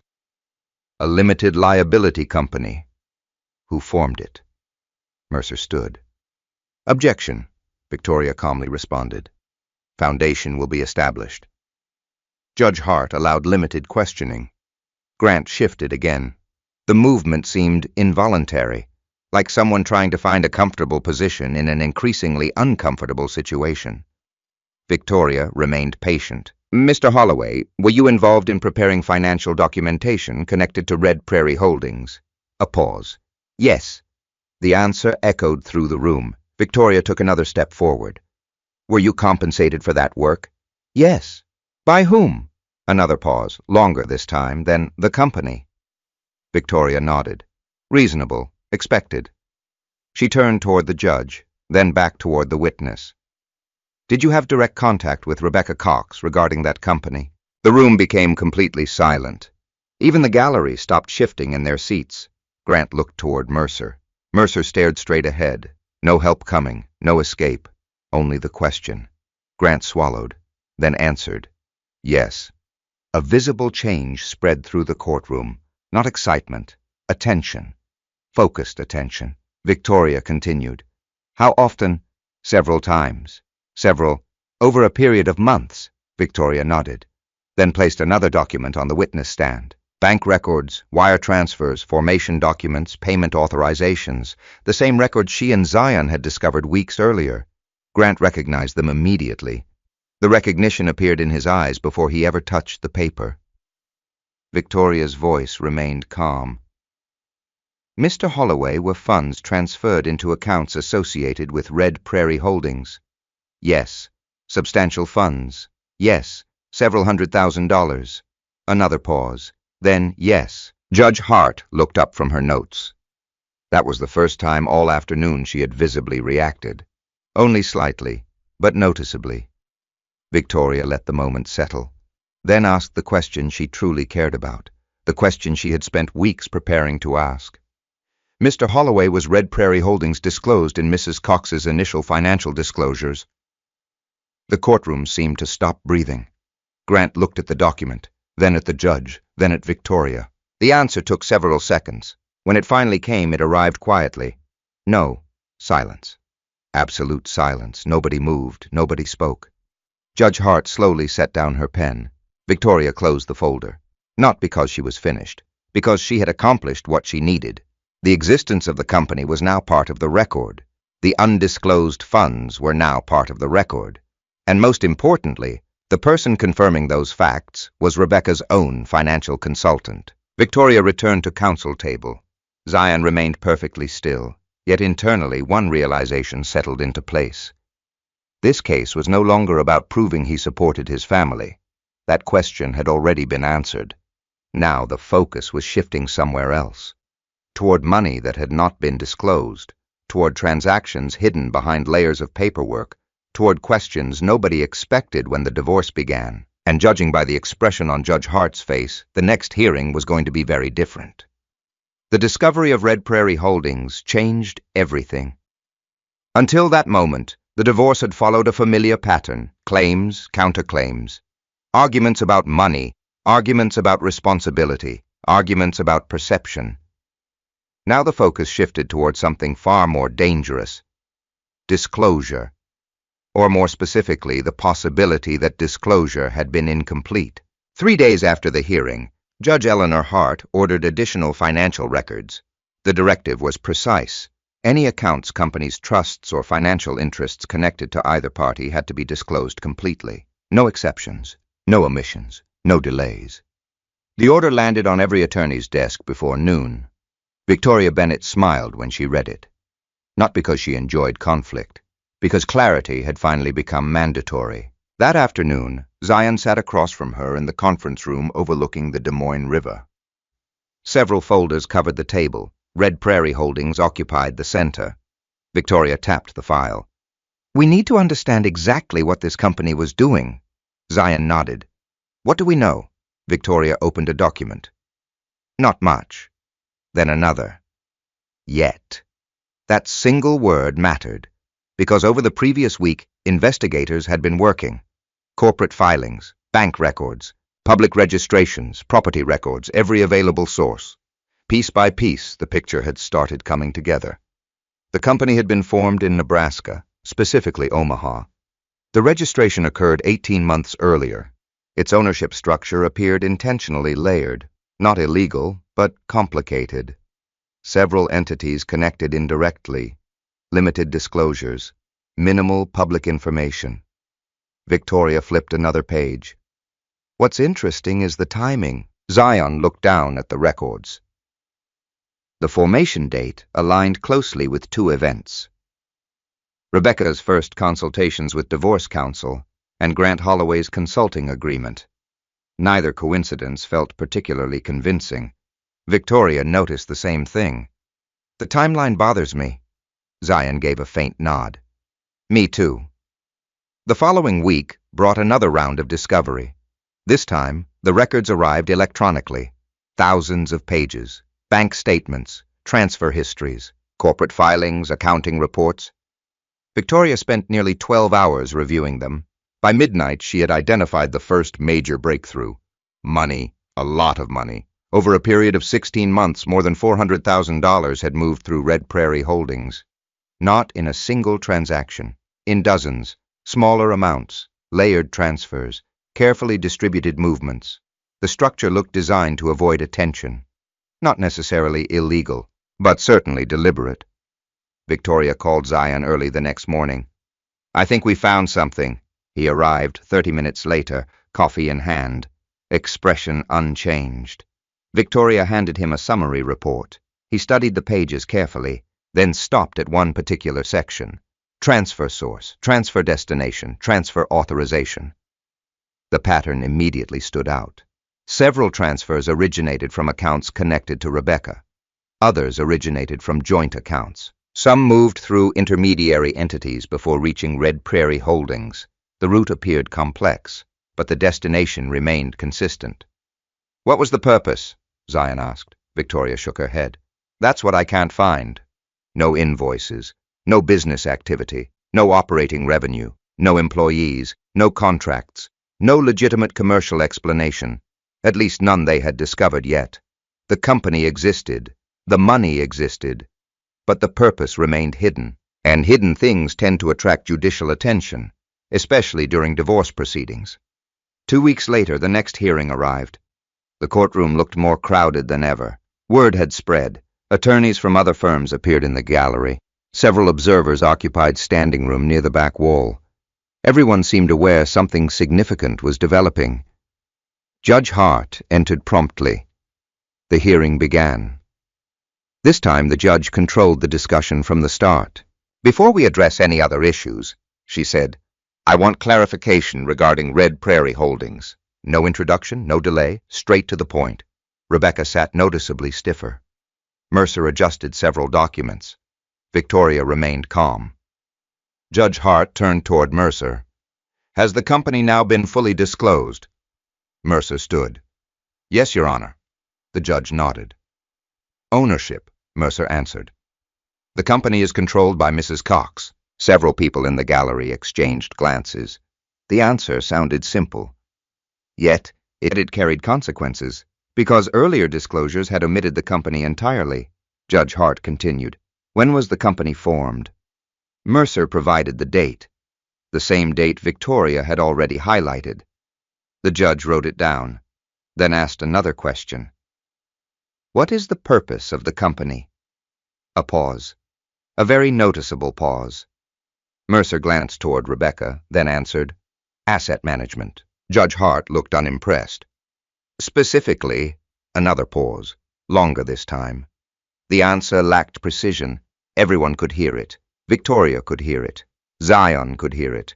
Most importantly, Judge Hart could hear it. The judge turned toward Victoria. "Ms. Bennett." Victoria rose. She carried only a single folder. No dramatic stack of binders. No mountain of exhibits. Just one folder. Sometimes one folder is enough. "Your Honor, we'd like to present several financial summaries." Permission granted. The monitors activated. Charts appeared. Transfer histories, dates, amounts, movement paths, each transaction displayed visually. Easy to follow, easy to understand, very difficult to explain away. Victoria walked the court through the timeline. One transfer, then another, then another. Every route eventually pointed toward Red Prairie Holdings. Judge Hart studied the exhibits carefully. Then she noticed something. A sequence of transfers occurring shortly before Rebecca filed for divorce. The timing stood out, not because the amounts were enormous, because they clustered together, several large movements within a short period. Judge Hart pointed toward the chart. These transfers occurred within weeks of the divorce filing. "Yes, Your Honor." The judge turned toward Mercer. "Explanation." Mercer attempted one: investment planning, asset positioning, financial organization. The words sounded polished, but lacked supporting records, and Judge Hart noticed. The judge always noticed. Then Victoria introduced another document, a bank authorization form, simple, ordinary, powerful. The authorization identified who approved several transfers. Rebecca's signature appeared clearly. No dispute, no ambiguity. The courtroom grew quiet, again. Not because the document proved wrongdoing, because it proved involvement. Direct involvement. Victoria returned to counsel table. Her presentation remained restrained, measured, professional, exactly the approach Judge Hart preferred. The hearing continued for nearly 2 hours. Questions, answers, documents, clarifications. By late afternoon, one fact had become impossible to ignore. Red Prairie Holdings was real. The money was real. The transfers were real. The omission was real. The explanations, however, remained weak. As proceedings neared conclusion, Judge Hart leaned back slightly. The gesture seemed minor, yet everyone recognized it. She was thinking, carefully, methodically, the way experienced judges do when facts begin conflicting with narratives. Finally, she spoke. I have concerns. Nobody interrupted. Nobody moved. The courtroom waited. Judge Hart continued. The court expects complete transparency. Her eyes shifted briefly toward Rebecca, then toward Mercer, then toward the evidence. Particularly when financial disclosures are submitted under penalty of perjury. The statement landed heavily. No accusation, no ruling, just a warning. Sometimes warnings are more effective. The hearing ended shortly afterward. People gathered documents. Observers filed into the hallway. Attorneys exchanged quiet conversations. Yet one thing had changed. Before today, Red Prairie Holdings had been a mystery. Now, it had become a problem. A documented problem. As Zion exited the courthouse with Victoria, snowflakes drifted through the late afternoon air. Neither spoke for several moments. Finally, Victoria broke the silence. She's losing credibility. Zion looked toward the parking garage. Maybe. Victoria stopped walking. No, her voice was firm. Definitely. Zion said nothing, because credibility was not what occupied his thoughts. Something else did. Purpose. He still didn't understand why the company existed, why the money moved, why Grant became involved. The answers remained incomplete, and incomplete answers often hide the most important truths. As they reached the garage entrance, Zion glanced back toward the courthouse. For months he had prepared for accusations, prepared for arguments, prepared for misunderstandings. What he had not expected was the growing possibility that this case concealed something much larger than a divorce, and somewhere within the remaining records, one final piece of the puzzle was waiting to be uncovered. The hallway outside courtroom 4B felt colder than the courtroom itself, not because of temperature, because of tension. The hearing had ended less than 10 minutes earlier, yet clusters of attorneys still stood near the elevators, discussing what they had witnessed. The discovery of Red Prairie Holdings had changed the tone of the case. People could debate opinions. They could debate motives. They could even debate memories. Documents were harder to debate, and Judge Eleanor Hart had made it clear she was paying attention. Zion Cox stepped into the hallway beside Victoria Bennett. Neither spoke immediately. Victoria carried 3 folders beneath one arm. Zion held nothing. He never felt the need to carry evidence personally. He trusted the preparation, trusted the records, trusted the process. That was one advantage of spending years building businesses. You learned that panic rarely improved outcomes. The hallway buzzed with quiet conversations. Court clerks moved between offices. Attorneys checked emails. Families waited for unrelated hearings. Life continued, even when someone's world felt like it was being dismantled. Victoria looked toward the elevators. I'll meet you downstairs. Zion nodded. She walked away, leaving him alone for the first time all afternoon. He moved toward a window overlooking the parking lot. Snow drifted lazily across the courthouse lawn. The city beyond looked gray and distant. For several moments he simply stood there, thinking, not about winning, not about revenge, about Logan. His son had been unusually quiet during recent months. Teenagers often hide stress, sometimes better than adults. Zion worried about that. The divorce was one thing. The effect on Logan was something else entirely. A voice interrupted his thoughts. Enjoying yourself. Rebecca. Zion turned. She stood several feet away, arms crossed, expression guarded. There was no audience now, no judge, no attorneys, just the two of them, for the first time in months. Zion looked at her calmly. What do you mean? Rebecca laughed softly. The sound carried no humor. You seem pretty satisfied. Zion said nothing. Rebecca took a step closer. All these documents. Still no answer. All this preparation. Silence. The reaction irritated her. She had always struggled with his silence. Arguments require participation. Zion rarely participated. You could have talked to me. Finally he spoke. I tried. The answer arrived quietly. Not angry, not bitter, just factual. Rebecca looked away, only briefly, then back. That's not fair. Zion did not respond, because fairness was no longer the point. The conversation stretched awkwardly. Years ago, silence between them felt comfortable. Now it felt hostile. Rebecca shook her head. You always do this. Do what? Act like you're above everything. The accusation lingered. Zion studied her for a moment, then answered. No. Rebecca waited. So what are you doing? His voice remained steady. I'm listening. That answer frustrated her even more, because it was true. Before she could respond, another voice interrupted. Dad! Both turned. Logan stood at the far end of the hallway. 16 years old, tall, athletic, still wearing a Jefferson Academy basketball jacket. His backpack hung from one shoulder. The surprise was immediate. Neither parent expected him there. Zion's attention shifted instantly. What are you doing here? Logan walked toward them. I got out early. Rebecca looked concerned. You shouldn't be here. The teenager shrugged. Why? Neither parent had a good answer. Logan glanced between them, then toward the courtroom doors. You guys were in there for 4 hours. Nobody spoke. He looked older than his age at that moment. Not physically, emotionally, like someone forced to grow up faster than expected. I wanted to see. Rebecca sighed. Logan, he interrupted gently, I know what's happening. The statement landed heavily. Because everyone knew it was true. Children always know more than adults think, especially when families are falling apart. Logan shifted his gaze toward Zion. Did everything go okay? The question sounded simple, yet beneath it sat months of uncertainty, months of tension, months of unanswered questions. Zion considered his response carefully, then answered. The truth is catching up. Logan frowned slightly. What does that mean? Zion looked through the courthouse window. Snow continued drifting across the city. Then he looked back at his son. It means facts take time. Logan remained silent. Trying to understand, Zion continued. People can say a lot of things. The teenager nodded slowly. But records don't forget.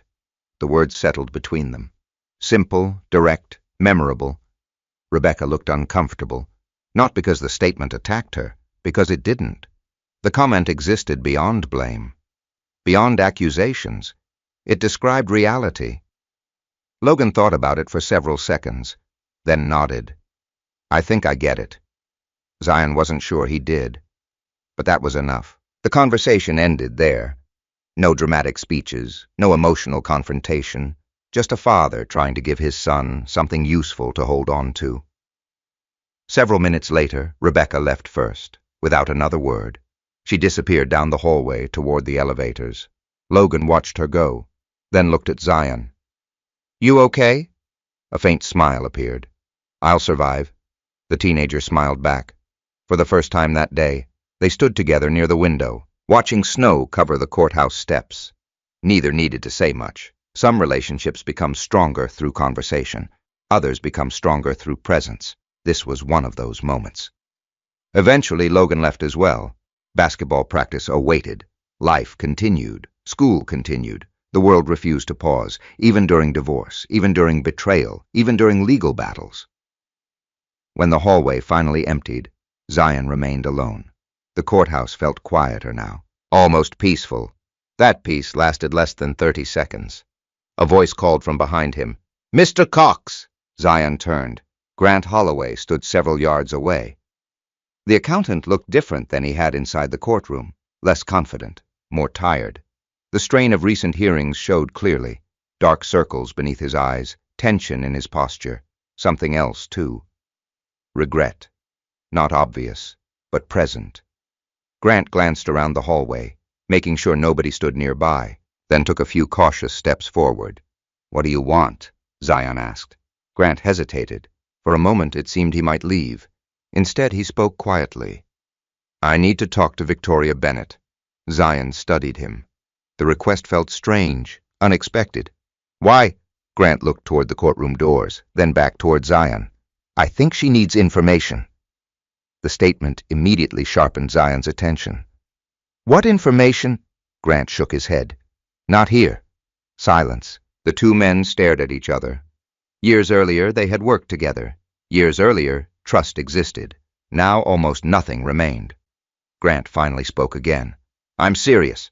Zion noticed something important. Fear, not panic. Fear. Measured, controlled, real. The accountant lowered his voice further. There are things I should have said earlier. The hallway suddenly felt much quieter, much smaller, because Zion understood exactly what those words could mean. Information, records, explanations, possibly answers. The very answers Victoria had been searching for.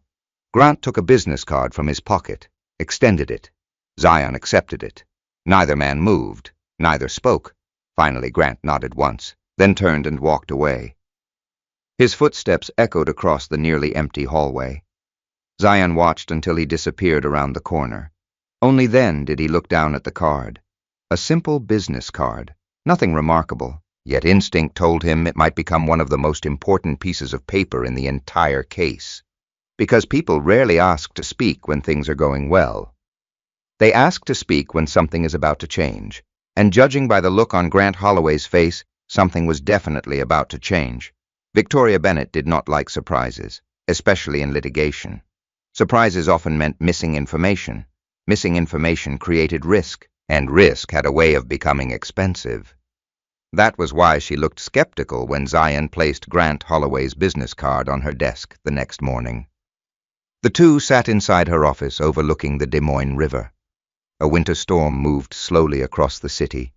Snow swirled between office buildings. Inside, the atmosphere felt considerably colder. Victoria picked up the card, studied it, then set it back down. He approached you. Yes. What exactly did he say? Zion repeated the conversation from the courthouse hallway, word for word. Victoria listened carefully. When he finished, she folded her arms. I don't trust him. Neither do I. Good. Silence followed. Then Victoria leaned back in her chair. Unfortunately, that doesn't mean we should ignore him. Because she understood something important. People rarely volunteer information against their own interests. If Grant wanted a meeting, something had changed. The question was why. Victoria picked up her phone. The meeting was arranged for the following afternoon. Neutral location. No courtroom, no reporters, no unnecessary attention. Just a conference room at a law office. Grant arrived exactly on time. The punctuality did not surprise Victoria. Accountants tend to respect schedules. The difference was his appearance. He looked exhausted, more exhausted than he had looked in court. The strain showed clearly now. His tie sat slightly crooked, his eyes appeared tired, his hands seemed restless. Victoria immediately noticed. Zion noticed too. The conference room door closed. Nobody spoke for several seconds. Grant stared at the table. Victoria waited. Patience often produces more information than pressure. Finally, Grant broke the silence. I made mistakes. Victoria remained expressionless. What kind of mistakes? Grant exhaled slowly. The kind that become harder to live with. Not a legal answer, a personal one. Victoria noticed. That mattered. She opened a legal pad. Start at the beginning. Grant nodded. For the next hour, pieces of the story emerged, not all at once, piece by piece, carefully, reluctantly. Months before Rebecca formally filed for divorce, she contacted him. Initially, the request seemed ordinary. Financial planning, asset reviews, questions regarding potential divorce exposure.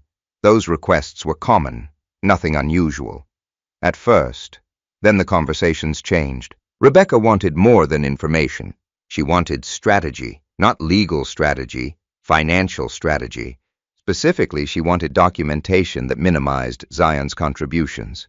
Victoria wrote notes continuously. Grant continued. At first, he resisted, not because of loyalty, because the records did not support the narrative. The records clearly showed Zion paying the majority of household expenses. Mortgage obligations, school tuition, healthcare expenses, insurance, everything. Grant knew it. Rebecca knew it. The documents proved it. Victoria interrupted. Did she ask you to create false records? No. The answer came immediately. That mattered. False records would have been criminal. This situation was different, more subtle, more dangerous. What exactly did she ask for? Grant hesitated, then answered. She wanted emphasis. Victoria waited. Explain. Grant rubbed his forehead. She wanted reports highlighting uncertainty instead of support. Now Victoria understood. Selective presentation, not fabrication. narrative construction. A very different thing, and very common in litigation. Still troubling, still important, but different. Grant continued speaking. The more he talked, the more uncomfortable he became, because every explanation led toward the same conclusion. He had participated, not illegally, but unethically, at least in his own mind. That guilt had clearly been growing for months. Then Victoria asked the question she truly cared about. Red Prairie Holdings. Grant immediately looked down. The reaction answered part of the question before he spoke. What about it? You were involved? Yes. How involved? A long silence followed, the longest silence of the meeting. Finally, Grant answered. I helped create the structure. Victoria stopped writing. For the first time all afternoon, the statement mattered. A lot. Why? Grant looked toward Zion, then away, then back. The company wasn't originally intended for divorce planning. Then what was it for? Grant swallowed. Control. The answer confused nobody more than Zion. Control of what Victoria asked the question. Grant explained. Over time, Rebecca became increasingly frustrated by how little visibility she had into Zion's business empire. Not because he hid things maliciously, because he rarely discussed them. She wanted independence, influence, access. Red Prairie Holdings became a vehicle through which she could build separate assets. Initially, that idea seemed reasonable. Spouses often create businesses, investment entities, holding companies. Nothing unusual there. The problem emerged later, when money began moving into the company without proper disclosure, and when divorce discussions began shortly afterward. Victoria listened carefully. Everything aligned with the timeline they had already constructed. Every major event fit. Every transfer, every consultation, every decision. The puzzle pieces were finally connecting. Then Grant said something unexpected. Something neither Victoria nor Zion anticipated. There are emails. Victoria looked up. What emails? Grant reached into his briefcase, removed a folder, then slowly slid it across the table. Nobody touched it immediately. The folder seemed heavier than paper should feel, because everyone understood what might be inside. Grant's voice became quieter.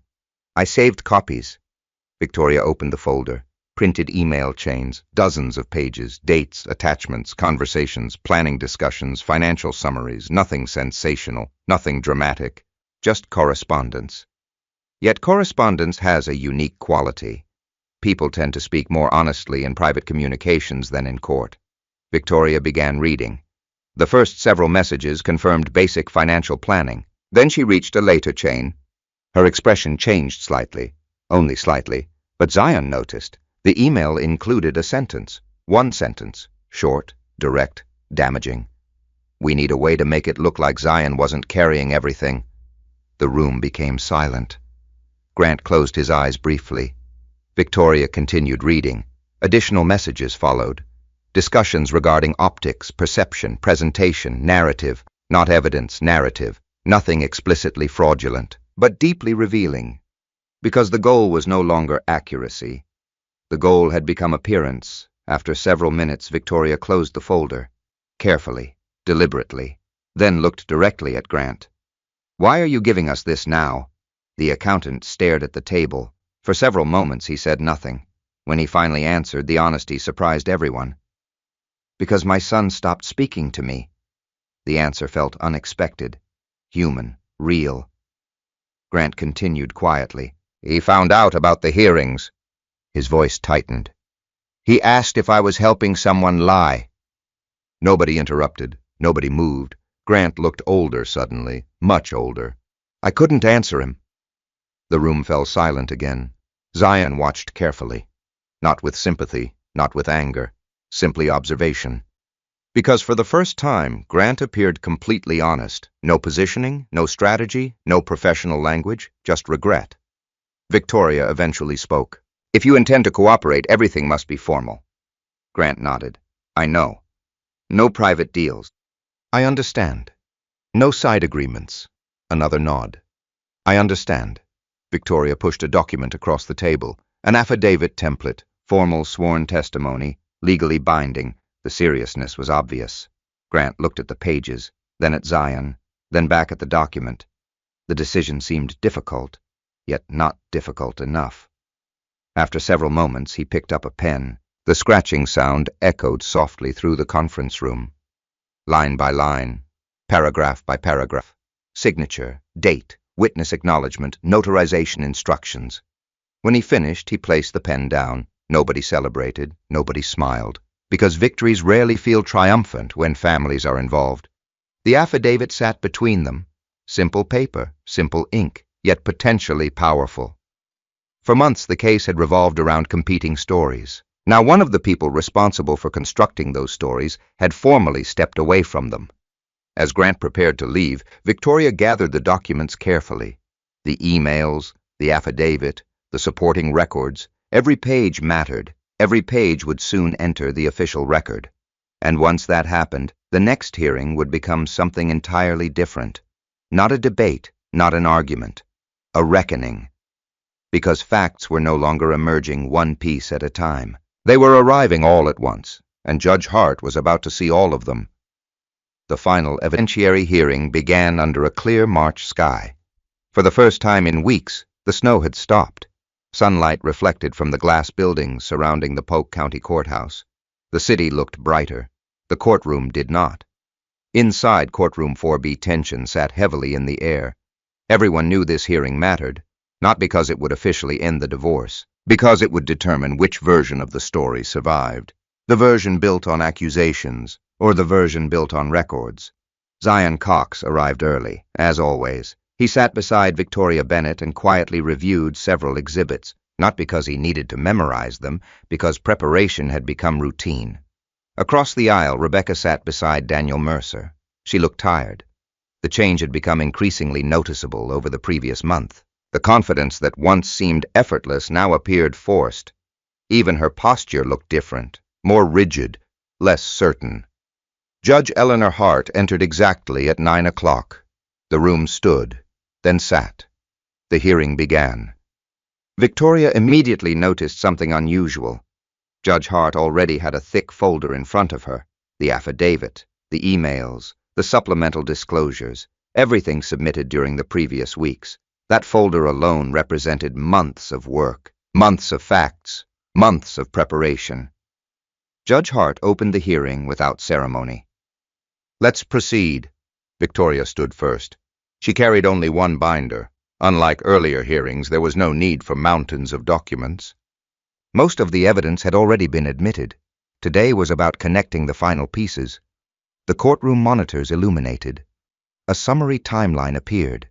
Years of financial support displayed in chronological order. Mortgage payments, school tuition, medical expenses, insurance, property maintenance, family travel, emergency expenditures. Every category contained supporting documentation. Every category pointed to the same source: Zion. Victoria walked through the timeline carefully, methodically, never rushing, never exaggerating. The strength of evidence often increases when presented calmly. The numbers spoke for themselves. By the time she finished, the total exceeded $1.8 million, documented support over 12 years. Judge Hart reviewed the chart, then reviewed it again. No one in the courtroom missed the significance, because the central accusation had always been simple. Rebecca claimed Zion had never truly provided for the family. The records now showed something entirely different. Victoria turned toward the witness area. Grant Holloway had been recalled. This time his testimony lasted only 20 minutes. The affidavit had already been submitted. The emails had already been authenticated. Most major questions had already been answered.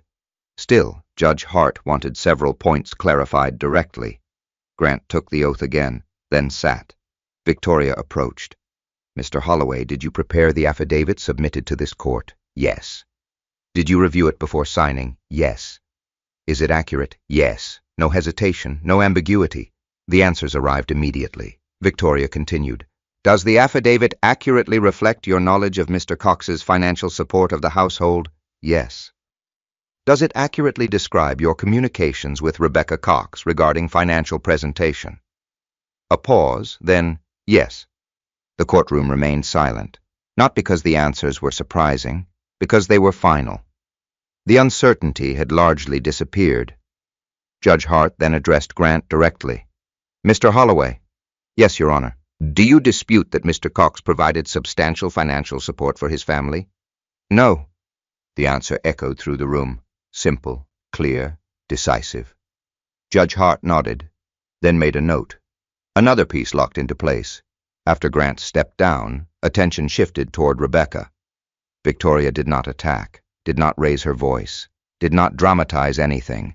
Instead, she asked questions, specific questions, questions tied directly to documents, the most dangerous kind. "Mrs. Cox, were you aware that Logan's tuition was paid through accounts controlled by Mr. Cox?" Rebecca looked down briefly. "Yes." A different answer than earlier hearings. Victoria continued. "Were you aware Mr. Cox paid for your mother's surgery?" "Yes." "Were you aware he paid the mortgage?"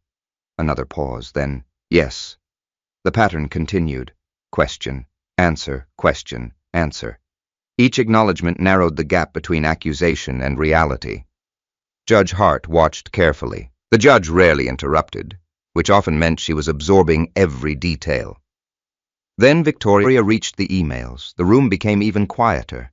Printed messages appeared on the monitors. Nothing sensational, no threats, no dramatic language, just strategy discussions, perception discussions, narrative discussions. One message appeared, the same message Victoria had discovered weeks earlier. "We need a way to make it look like Zion wasn't carrying everything." The words hung on the screen. Nobody spoke. Nobody needed to. Victoria asked only one question. "Did you write this email?" Rebecca stared at the monitor for several long seconds, then answered quietly, "Yes." No objection followed, no explanation, just acknowledgement. Judge Hart looked down at the document, then back up. The significance was obvious. The issue was no longer misunderstanding. The issue was intent. By late afternoon, the evidentiary portion of the hearing concluded. The record had become enormous. Thousands of pages, years of financial history, corporate records, bank statements, emails, affidavits, testimony, all of it now belonged to the case. Judge Hart reviewed several final notes, then looked toward Victoria. "Any concluding remarks?" Victoria stood. The courtroom waited. Her statement lasted less than 5 minutes. No emotional language, no attacks, no theatrics, just facts.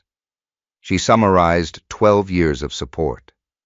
The financial records, the tuition, the health care expenses, the mortgage, the disclosures, the omissions. Then she sat. Mercer stood next. His argument was shorter than usual. Far shorter, because the available ground had become limited.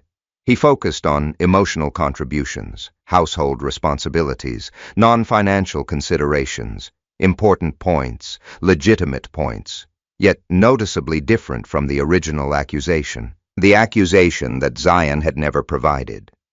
That argument had largely disappeared. Judge Hart listened, then closed her folder, a signal everyone recognized. The hearing was nearly over. Only one issue remained. The judge looked toward Zion. "Mr. Cox." The room immediately focused on him. Zion looked up. Judge Hart folded her hands. "You've remained largely silent throughout these proceedings." "Yes, Your Honor." The judge nodded. "Before the court takes this matter under advisement, is there anything you would like to say?" The question surprised no one. Yet the room became completely silent, because everyone wanted to hear the answer. Victoria looked toward Zion. So did Logan from the gallery. So did Rebecca. For several seconds, Zion remained still, thinking, choosing his words carefully, the way he always did. Then he slowly stood, not because he wanted attention, because the moment required it. The courtroom watched, waiting, listening. For the first time since the divorce began, Zion Cox was about to speak for himself.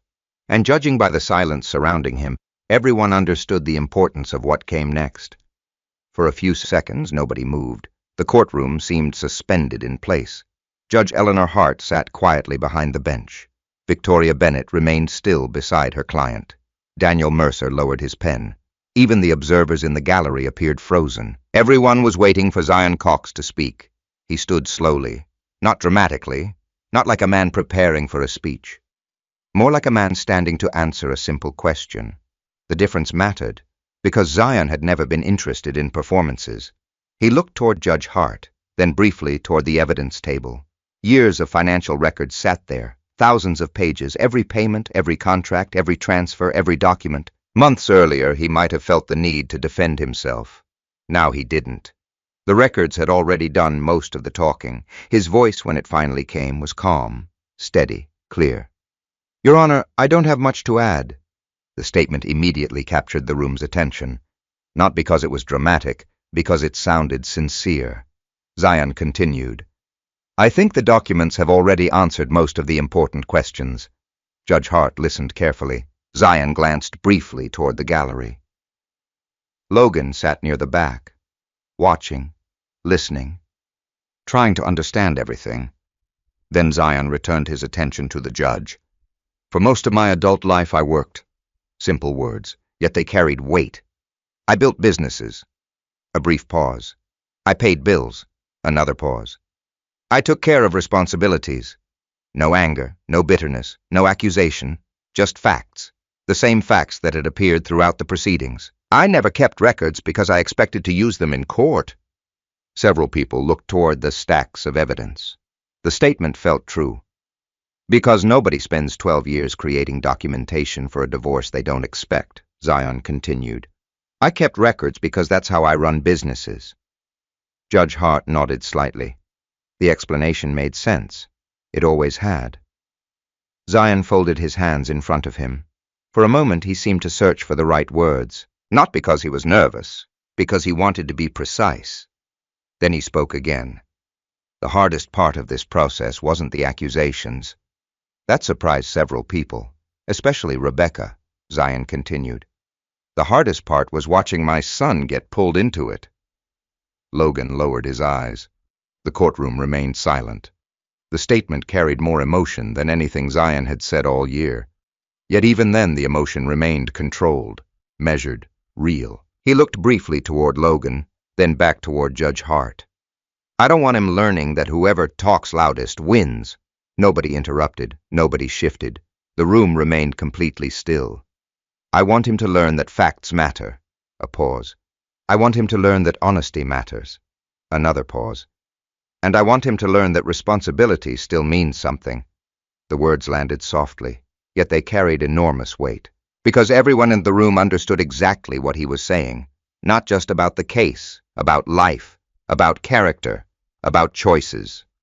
Zion's gaze moved toward Rebecca for the first time, not aggressively, not accusingly, just briefly. Then back to the judge. "I don't hate Rebecca." The statement surprised almost everyone, especially Rebecca. A flicker of emotion crossed her face, gone almost instantly, but visible. Zion continued. "We built a family together." His voice remained calm. "We raised a son together." A long pause. "I wish things had turned out differently." Nothing more. No blame, no attack, no attempt to embarrass her. The simplicity made the words more powerful because they sounded honest. For several seconds the courtroom remained silent. Then Zion sat down. That was it. No dramatic conclusion, no grand speech, just a few minutes, a few carefully chosen sentences, and somehow they carried more weight than hours of argument. Judge Hart looked down at her notes, then at the evidence, then at Zion. The judge had spent decades listening to people speak in courtrooms. She had heard rehearsed speeches, emotional speeches, manipulative speeches, performative speeches. What she had just heard was different. The hearing formally concluded shortly afterward. Judge Hart announced that she would review the final submissions before issuing her ruling. No immediate decision, no dramatic ending. The legal process rarely worked that way. People slowly gathered their papers. The courtroom began emptying. Attorneys discussed schedules. Court staff organized exhibits. Observers drifted towards the exits. Yet something had clearly changed. Not in the evidence. The evidence had already been strong, in perception, because for the first time everyone had heard directly from the man at the center of the case, and what they heard did not match the image that had been presented months earlier. The image of a husband who contributed nothing. The image of a man living off appearances. That version had collapsed. Several weeks later, everyone returned for the ruling. Courtroom 4B was quieter this time. The tension felt different. Less uncertainty, more anticipation. Judge Hart entered. The room stood, then sat. The judge opened a thick folder. The final order, months of litigation summarized into a legal decision. She reviewed several pages before speaking. Her voice remained professional, measured, direct. The court has reviewed testimony, financial records, affidavits, exhibits, and supplemental disclosures. No one moved. The evidence demonstrates substantial financial support provided by Mr. Cox throughout the marriage. Rebecca stared straight ahead. Judge Hart continued. The court does not find credible the claim that Mr. Cox failed to provide for his family. The statement landed like a stone dropped into still water. Not loud, not dramatic, but impossible to ignore. Judge Hart referenced the financial records, the tuition payments, the healthcare expenses, the mortgage history, the documented support. Each point reinforced the same conclusion. The evidence spoke clearly. Then the judge addressed the disclosure issues. Red Prairie Holdings, the omitted financial information, the incomplete reporting. Judge Hart's tone grew firmer. The court expressed serious concern regarding disclosure failures. The concern influenced portions of the ruling. Financial allocations shifted accordingly, not as punishment, as consequence, a crucial distinction. When the ruling concluded, one fact stood above everything else. Zion's credibility remained intact. Rebecca's had not. The hearing ended.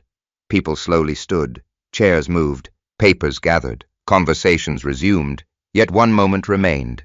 Rebecca looked toward Zion. For several seconds, neither spoke. No words were necessary, because the lesson had already become clear. For years she had judged him by appearances, the old truck, the simple clothes, the quiet personality, the refusal to brag. She assumed those things meant weakness, lack of ambition, lack of importance. Now she understood something she should have understood long ago. The quietest person in the room is not always the least prepared. Sometimes they're the most prepared of all.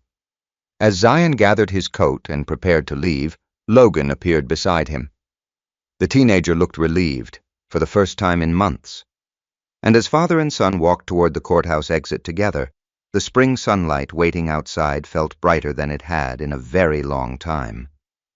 But the final chapter of Zion Cox's story would not be written inside a courtroom. It would be written somewhere much quieter, somewhere far more important, back where everything started. 3 months after the final ruling, most people had stopped talking about the Cox divorce.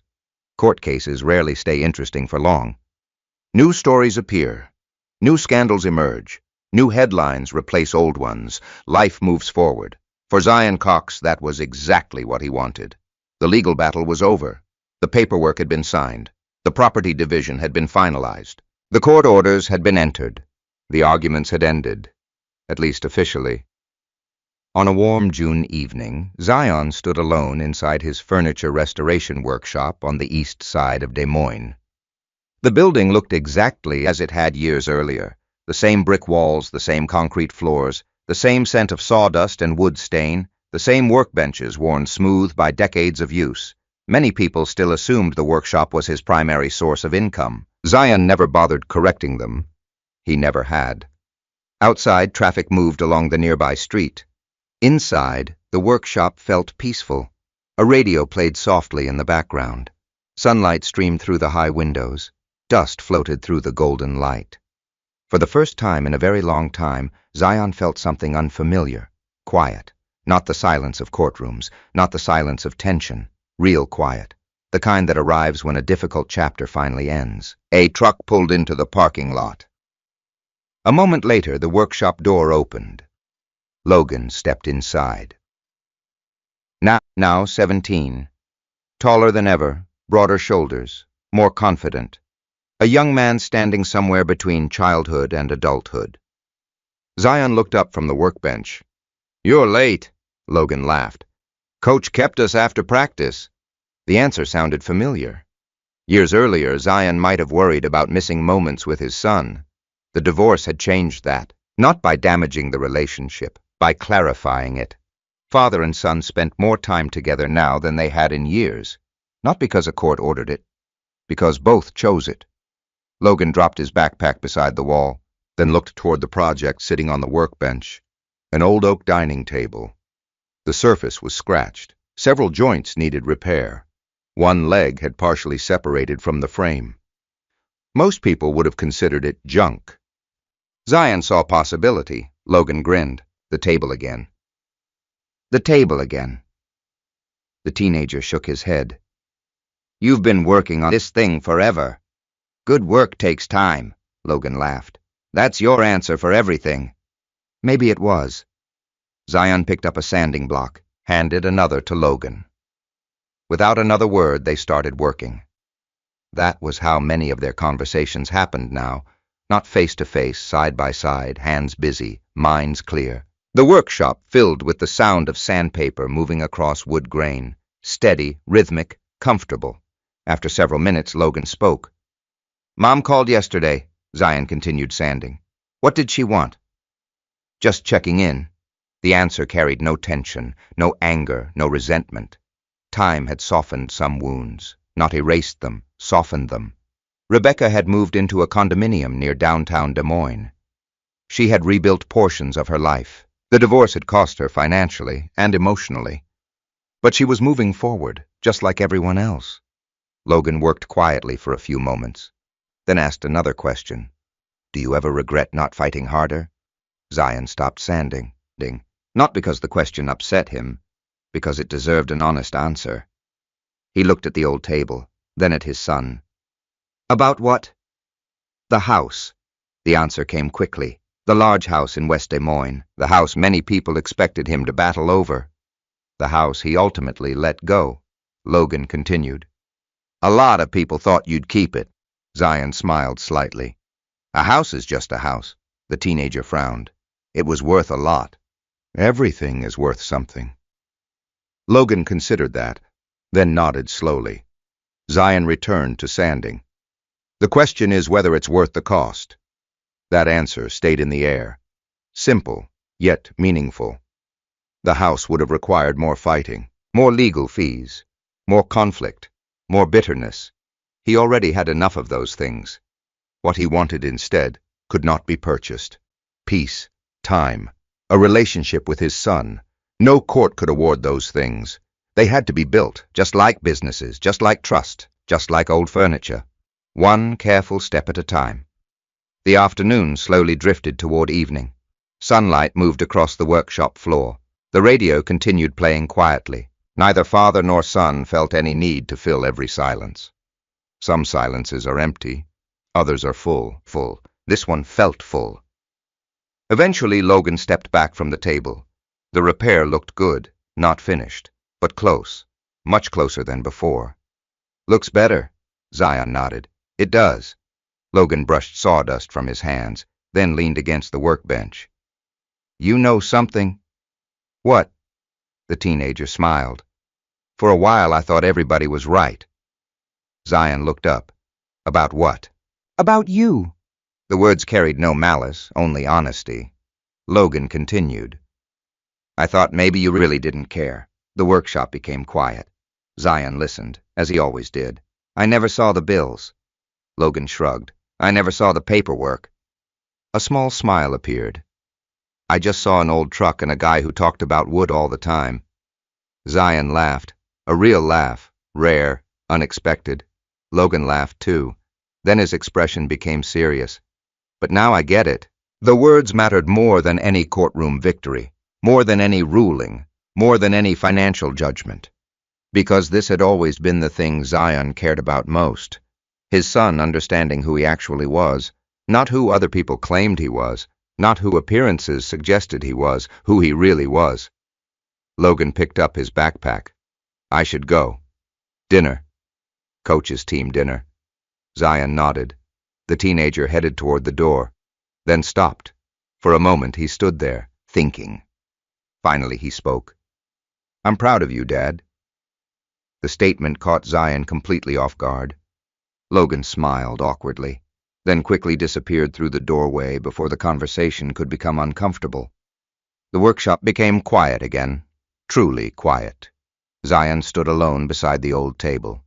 For several moments he simply looked at the open doorway, then back at the project. Outside, the sun was beginning to set. Golden light spilled across the parking lot, across the city, across the workshop floor.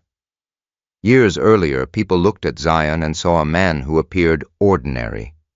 A small business owner, an old truck, simple clothes, quiet habits. They mistook simplicity for weakness, silence for ignorance, modesty for failure. The courtroom had corrected some of those assumptions. Life corrected the rest. Because the most valuable things he ended up keeping were never listed on financial statements, not the companies, not the properties, not the investments.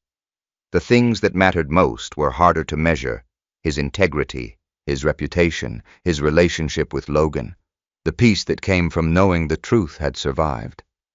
As the last sunlight faded through the workshop windows, Zion switched off the radio, turned off the lights, locked the front door, then stood for a moment beside his old Ford Ranger.